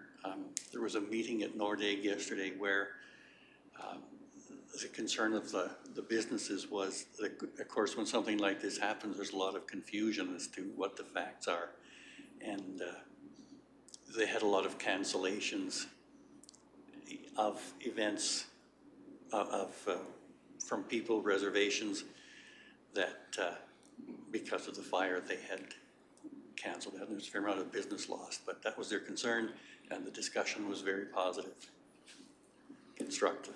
That's all I have. Great, thank you. Any questions for Councillor Ratcliffe? Well, did you have something more to add? Sorry? Question for question. Okay, between us, my light is on. Well, we're competing. Yes, I wanted to mention that it was great that the Reeve and Councillor Swanson could attend that discussion yesterday in Nordegg. It presents a good face, I guess, for the concern that the council has to what's happening in the community. I will stop there. Thank you. Additional questions for Councillor Ratcliffe? Well, thank you, and I'll go to Councillor Cermak, please. It's okay, thank you. Back from his vacation. Yes. Great to have you here. Thank you. And I also did attend the meeting at the James River Hall. I thought that the residents there are pretty upset about this proposed 60-bed addiction going in near their community. They are very interested in setting up some meetings with the county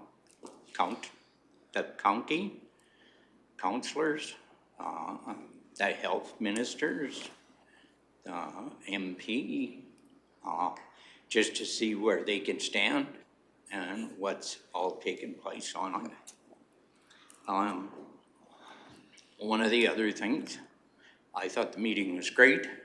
I think we got a lot of headway in it. I think people know where the county stands, as me and Jordan got up and talked a couple times. So they're still pretty upset that it could be going on, but I did take the letter that Jason Copping had signed, Minister of Health, saying that he signed that on April 13th of 2022, that there wouldn't be any, these people couldn't apply for the next 5 years, but they have applied to have that rescinded right now. So the people out there are concerned about that, and they want to see if they can maybe do something about it before it happens. So that's all I have to say about the James River one. With Ben Anderson, as you said, from local here. Another local lady that is going from Caroline is Jade Collin. She will be representing Alberta and competing in nationals in Quebec in the track and field. She has taken the Alberta #1 spot already, so she goes to Quebec here, I think in the next 3 weeks. And then I have one question. I know that we have some code of conduct people that are we have done third-party investigations. Is there any way that we can get some updates, or do we just get a final example when they're done?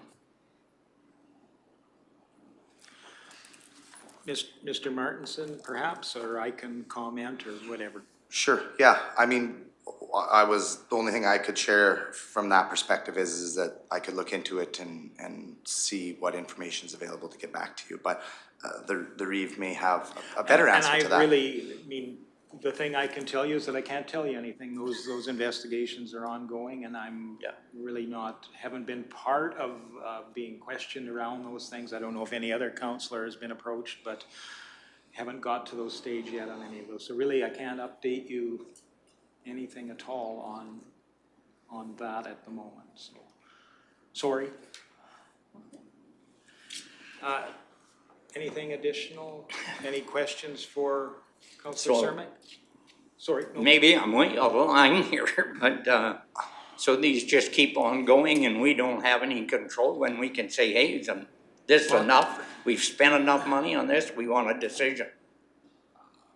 Well, I believe that's part of the concept of the third-party review, is that this particular council is not interfering in that investigation process. And ultimately, I believe at the end of that, there will be a presentation to this council of what their findings were, and perhaps even recommendations within that. And ultimately, it'll be up to council to decide next steps after that. So the investigation will only give information for council to base their decisions on next steps.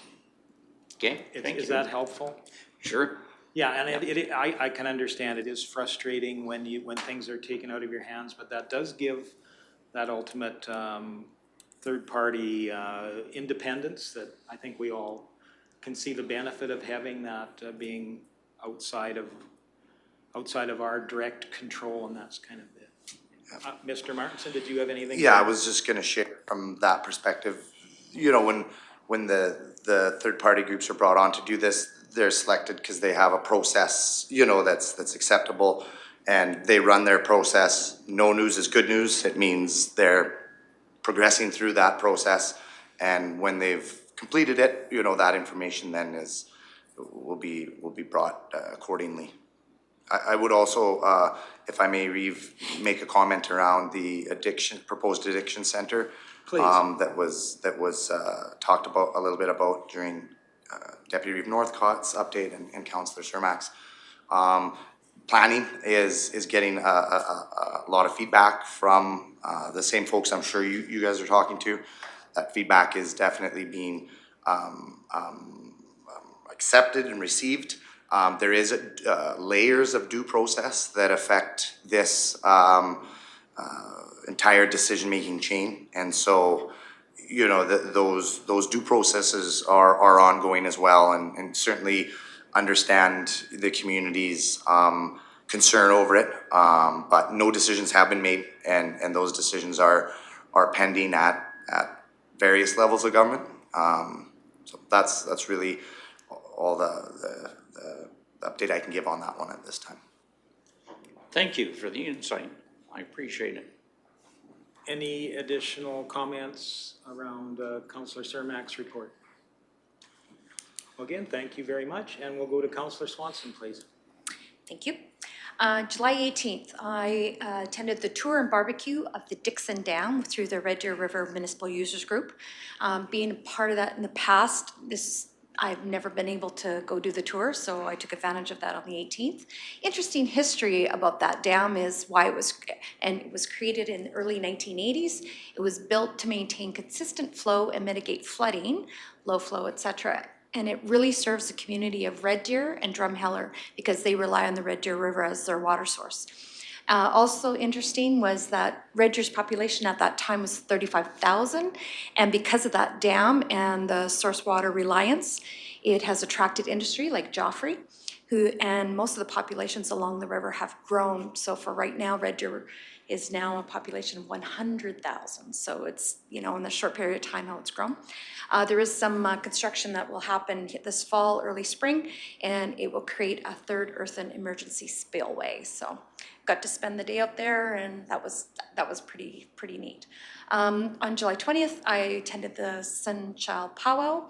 It was an exceptional weather for the day. They had of course, the beautiful regalia that the dancers were wearing were outstanding, and every age group was there. There was everything from barely walking to very elderly. It was beautiful. Congratulations to Darcy Goodrunning, who organized that, and he is planning to do another one come early January 2023. Had the Rocky Seniors on July 21st. We had a staff luncheon and our regular meeting. The luncheon was to express our board's appreciation to all the staff for sustaining their excellent level of service during the COVID-19 restrictions over the last 2 years. At our regular meeting, we reviewed the building envelope project that is going to start here in mid-August. So you'll see some construction going on out there. We approved our housing management body business plan for the 2023 through to 2025. And we also reviewed the lodge admittance criteria. If you would remember at a past council meeting, we had a presentation and there was a comment made that a Caroline resident was not accepted for residency at the lodge. So upon further investigation, it was discovered that the caregivers had made application on behalf of that resident, and it was their recommendation for higher care. So therefore, that's why Coronation was selected, because there was a room there for higher care. So overall, the budget also for the lodge COVID funding will be phased out shortly. So that's the one assistance that we will see possibly impacting at a future date. Yes, I attended the Explore Nordag meeting yesterday with Reeve Lougheed and Councillor Ratcliffe. Great to see all levels of government there, the Alberta Wildfire, AAP, and the Alberta Emergency Realm. That's all I'm going to say. I don't know what R&M stands for, but anyways, it's them. The alert guys. And great that we're able to do a unified communication message going forward to help that community. And other than that, side note, looking forward to the next 2 weeks as far as Councillor Merrill has mentioned, the MDP review that we will be attending either virtually, and again, the opportunity for our residents to, if they can't make it, that, you know, for these particular, that there's other options for them to give their comments. And I guess for me, all those that commented last year with past council, please, it's basically copy and paste and resend for this council. I think that would be very helpful for the new councillors. Anyway, that's it. Questions for Councillor Swanson? Well, thank you very much, and I again commend Council on the terrific reporting. It's great to see our community coming alive. There are so many events planned that it's hard to find enough time to make it to all of them, and they're all great events, and we love if we could support every last one of them. I certainly encourage the public to get out there and enjoy summer and enjoy these events that are before us. I would comment that I did enjoy my trip through the West Country yesterday out to Nordegg, and really looked at it through new eyes again of how beautiful a natural resource we have out there, and the terrific work that's being done around the community of Nordegg. It is truly worth the drive out there to see it, and I certainly enjoyed burning the carbon out of my car on the way out there, and but definitely a really productive day, seeing the community there, how strong they are, how the businesses there are looking to the future and hoping to make the experience of a visit to Nordegg even better. So I certainly commend those businesses for being active and involved in their community and sharing their feedback about the response to the fire. I can't say enough about emergency services, Alberta government, Alberta wildfire, Alberta parks that have been out there, as well as our own Clearwater Regional Fire crews. They have done such a terrific job in preparing for any eventuality that came there and really putting that, putting to ease the fears that you would be left alone facing it. So we stand together along with our other municipalities around here in meeting the need and meeting the challenge that Mother Nature sends to us. So I can only relay how appreciative I am of what they have done for our community in the whole. Unless you have any questions, I would be looking for a motion to accept Councillor's report as information. And Councillor Milhoff was first, I think, so we'll go with that. All those in favor? And that's carried. Thank you very much. Takes us down the list. I think Councillor remuneration was in there. Any questions around that? Councillor Swanson, please. I did a quick look through what was submitted stuff, so I'm just gonna respectfully request that councillors please note what is under our monthly salaries, what it takes into account. So if there's been some inconsistency among us, and I believe that we should be consistent with the transparency in all our remunerated activities. So just in regards to that, and I'd be pleased to have a personal conversation with any of you if you have any confusion about that. Other than that, I would move our remuneration. Thank you for that. And I do note that sometimes staff has been very good at catching if something should have been reported differently, or at least questioning that. So I'm not sure. I think I've seen that happen this time, but there may have been something there. I appreciate you bringing that forward. Any further discussion? Seeing none, we'll vote on the motion on the floor. All those in favor? And that is carried. Thank you very much. Items of correspondence. Any questions about those? I don't think there was much, if anything. So there is nothing there. Sorry, I tore the back off my agenda on the way here, so I wasn't sure if I was overlooking something. So I want to make sure that. And I believe there's nothing for closed session. Or I guess I should ask: are there any notices of motion? Again, one opportunity for notices of motion. If not, we'll move on to item number 13. Would anybody be willing to make that final motion? Deputy Reeve Northcott. All those in favor? Thank you for joining us today, and we'll, next meeting is August the 23rd. Yes, we skip the next 2-week one. So, perfect, we'll see you back then. Enjoy the next couple of weeks of your summer.